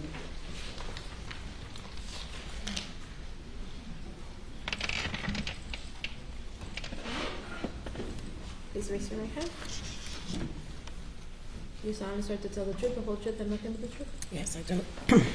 State your name for the record, please. My name is Nia Jackson. What would you like the court to know? I'm sorry. What would you like the court to hear from you today? I'm speaking now as a character witness for Jahara Malik. To the Honorable Judge, I am writing this letter in respect for the court, and I understand how serious this situation is right now. My heart is very, very heavy for everyone that's involved in this. I want to first acknowledge the family who I know is grieving. Losing a loved one is something no family should have to go through, and I truly extend my deepest sympathy to them. I can only imagine the pain they are experiencing. I am writing on behalf of Jahara. I have known her since she was 3 years old, and she attended our school until 7th grade. Having her as a student was a true pleasure. From the first time she was a little girl, I knew her to be kind, to be loving, and respectful. She worked hard, she tried her best, and included others. She was also very bright and involved in school activities, including participating in writing, poetry competitions, and brain bowls. She took pride in her work and always pushed herself to do well. One of the most memorable things about Jahara was during our school showcase throughout that year. Not only did she take the time to practice and learn her own poems, but she helped younger students learn their parts too. She showed patience, she showed leadership, and a genuine care for others. She was known for her hard work and for looking out for those around her. This situation is very, very difficult to process because the person I know her to be is not someone who would intentionally cause harm. I truly do not believe it was malicious intent. I believe this was a tragic situation involving young people who did not fully understand the weight of their actions in the moment. Jahara is only 18 years old now. She is still growing, she is still learning, and still developing emotionally. I believe in my heart that she is deeply apologetic for what happened and that she will carry this with her for the rest of her life. I respectfully ask the court to consider giving her grace and leniency. An extensive sentence will not only impact Jahara, but will also take away the future of another young life. While nothing can undo what has happened, I believe there is still an opportunity for growth, accountability, and redemption without completely closing the door on her future. I also believe a more meaningful form of accountability would be allowing her the opportunity to serve her community, giving her the chance to speak and mentor young girls about the consequences of their actions. On impulse and heightened emotions could turn this tragedy into a lesson that helps prevent something like this from happening again. I truly believe she can use her experiences to make a positive impact on others. This is a very painful situation for everyone. A family is grieving, and a young girl now faces consequences that will shape her life forever. I am not here to excuse anything, only to speak who she has been in my life and to ask for compassion as you make your decision, Judge. Thank you for your time, and thank you for your consideration. Nair.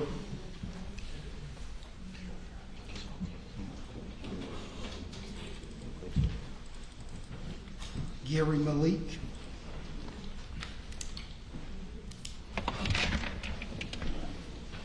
Please raise your right hand. Do you solemnly swear to tell the truth, the whole truth, and nothing but the truth? State your name for the record. Gary Malik. And what would you like the court to hear? My name is Gary Malik, and I stand before you today on behalf of my niece, Jahara Malik. First, I would like to acknowledge the gravity of what has happened. A young man has lost his life, and there is nothing that can undo that loss. I want to express my deepest condolences to his family. I cannot begin to imagine the pain they carry, and I do not stand here to lessen that in any way. What happened was tragic, and Jahara understands that. She has taken responsibility by pleading guilty, and she will carry that weight of this for the rest of her life. I've known Jahara for her entire life. She is not a violent or careless person. She comes from a family that values faith, discipline, respect for others. She has always been someone who shows love to those around her, someone who supports her family, someone until this moment lived a life that reflected compassion and care. This situation does not define the entirety of who she is. It reflects a moment, a tragic mistake, not a pattern of behavior.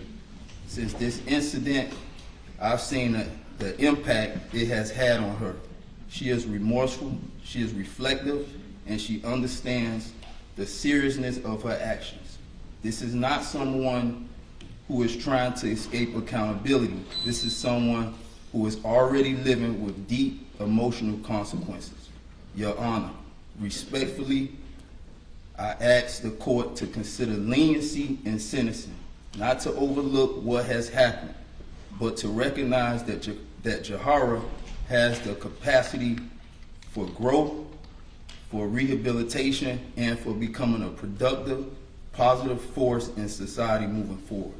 Punishment alone will not bring healing, but mercy paired with accountability can allow something meaningful to come from this tragedy. Thank you for your time, and God bless everybody here. Thank you. Thank you, Mom. Gloria Dosset.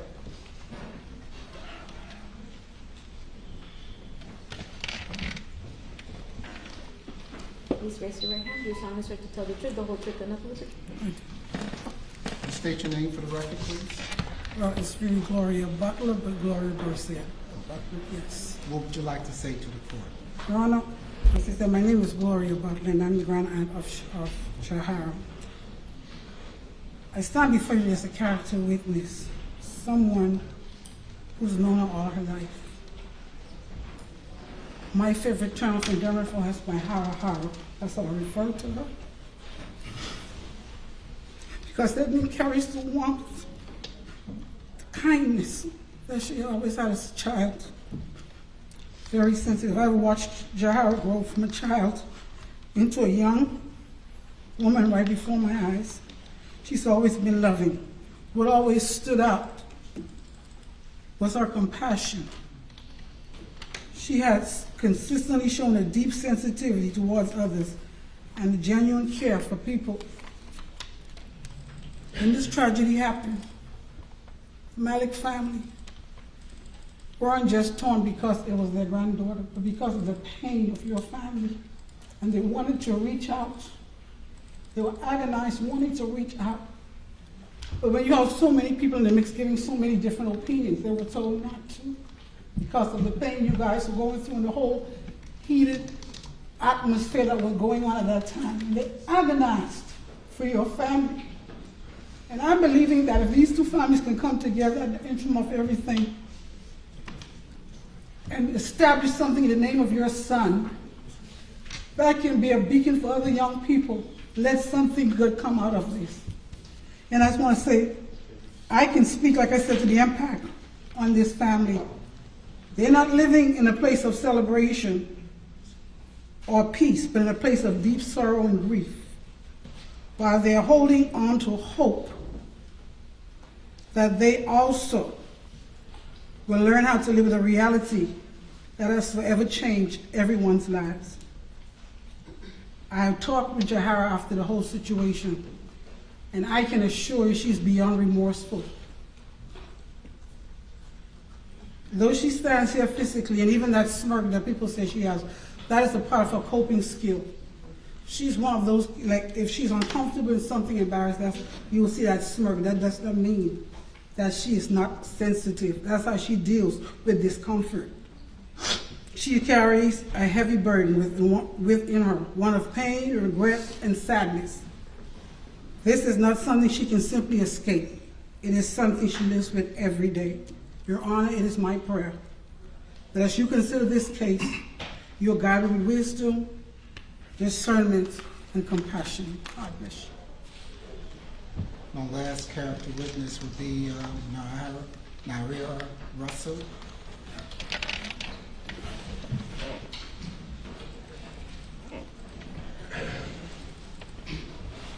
Please raise your right hand. Do you solemnly swear to tell the truth, the whole truth, and nothing but the truth? Yes. Will you identify yourself for the record, please? Naira Russell. You're soft-spoken. Naira Russell. All right. What would you like the court to hear? Dear Honorable Judge Christina Hernandez, my name is Naira Malik, and I am the aunt of Jahara Malik. I have known Jahara since the day she was born. You got to speak up. I was known Jahara since the day she was born. I was in the hospital on that evening, and I witnessed her very first moments of life. I recall that day with great clarity, just seeing a beautiful life come into the world. I want to take a moment to give my sincerest condolences to the family. I understand that you're grieving, and I understand that your pain is deep. And I have prayed for your family, just as I have prayed for our family. And I have prayed for peace for your family as well.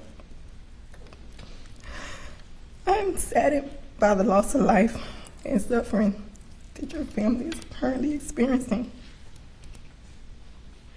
While I do not excuse her actions, I respectfully wish to speak to her character and to the person I know her to be. Jahara has consistently been a very compassionate individual in our family, just like my great aunt Gloria said. She's always had a very strong sense of responsibility as well. When my mother became ill, Jahara, her and my mom has always been very close. But at a very young age, she took it upon herself to make sure that she had a way to and from to visit my mom. And while she was there, you never had to tell her to prepare meals, to assist with maintaining the house, and more importantly, she made sure that she sat and talked to her, showing compassion and care. At a very young age, Jahara also demonstrated initiative and discipline. At the age of 13, she taught herself how to braid hair. By the age of 14, she had established a steady clientele doing hair on the weekends and maintaining good grades as well. This level of commitment reflects her work ethic, responsibility, and determination. Over the past 15 months, I have personally observed Jahara. From the beginning, she has expressed genuine remorse and has taken responsibility for her actions.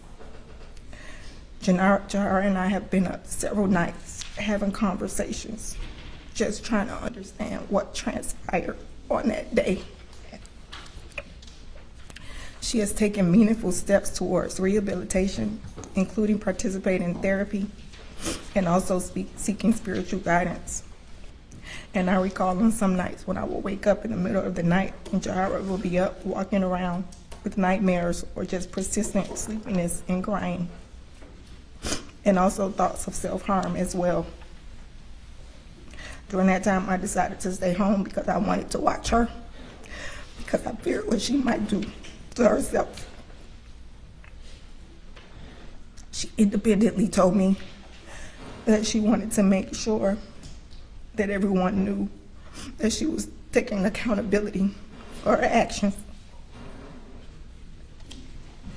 Those efforts demonstrate her willingness to reflect, seek help, and make better decisions moving forward. I respectfully ask the court to take into consideration Jahara's demonstrated capacity for growth and the efforts she has made towards rehabilitation. Thank you for your time.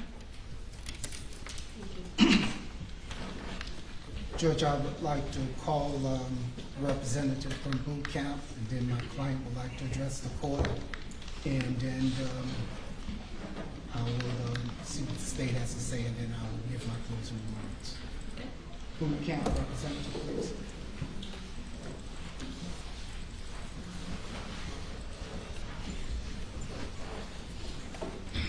Identify yourself for the record, please. Good afternoon, Judge. My name is Officer Barry Antos. I'm one of the court liaisons for the boot camp program. Officer, I'm familiar with you. And did your program have an opportunity to conduct an assessment and an evaluation of Jahara Malik? Yes, once the court order was placed in our within the boot camp program, we had Ms. Malik evaluated psychologically and medically to be cleared for her to be able to be eligible to be a participant for the boot camp program. And what is about the boot camp program that you believe will be beneficial as someone that's worked in the system, familiar with the boot camp as relates to Jahara Malik? So the boot camp program was established in June of 1995 as an alternative for youthful offenders instead of them having to do prison time based on the charges that they presented at the moment of their arrest when they were incarcerated. The boot camp program is set up as a military-based program, so that way one of our main, one of the characteristics that we do, that we're very, that we feed off of is the fact that we take a defendant and we break them down completely and we rebuild them back, so that way they're a more productive citizen to the community with different thoughts and different aspects as to when they first entered the program. And the boot camp program is for individuals such as 17, 18, 19. How far do you go up for being eligible to participate in that program? So the boot camp program takes participants from the age of 14 to 24. Now, as part of the boot camp program, individuals who are facing life sentences, have they been admitted into the boot camp program? Yes, we have had plenty of participants that have charges that are punishable by life. In this case, Jahara Malik's sentence is a first-degree felony, not a life felony, which means less than that, right? Yes, Judge. Yes, sir. Do you believe that Jahara Malik will benefit from the boot camp, Miami-Dade County boot camp program? I believe any young offender, whether it's Ms. Malik or anyone that comes into the system, can benefit from being in the boot camp program. A lot of times we forget to understand that the youth has a different mindset when it comes to how authority is or how they were raised, and they have a different way of thinking. Once they come into the program and they realize the reality of what our program is, they realize that at some point a change has to be made. And at times they're a change for better, some are not a change for better, but for the most part, if we can get them to change a little bit of their mindset and be a better person to the community, or a better person to place out there to show that there's growth for change for the youth, that's what our program stands for. And my last question is, why is the boot camp such a beneficial program? We offer a lot of different things when they're in the boot camp program. We teach them, one of the biggest things that we teach them is discipline and self-control. We do also provide them with anger management classes, life skill classes that they may never have thought of having or wanting. They learn, different trades while they're in the program. If they're not GED or do not have a high school diploma, that's one of our requirements, is that they leave with that extra certificate showing change, that they want to grow and they want to make a difference in their own life. Then when they're out in phase 3, our program is based on 3 different phases: phase 1, phase 2, and phase 3. When they're out there in the phase 3 portion of our program, they are to now become productive citizens in the community. They're to work, they're to go to school, they're supposed to do something productive when it comes to our requirements. We've had plenty of cadets that have come into our program that are now part of aviation companies that have become aviation certified, because things that they never thought they wanted to have, they are now encouraged to do something different and better with themselves. Thank you very much. Thank you. Judge,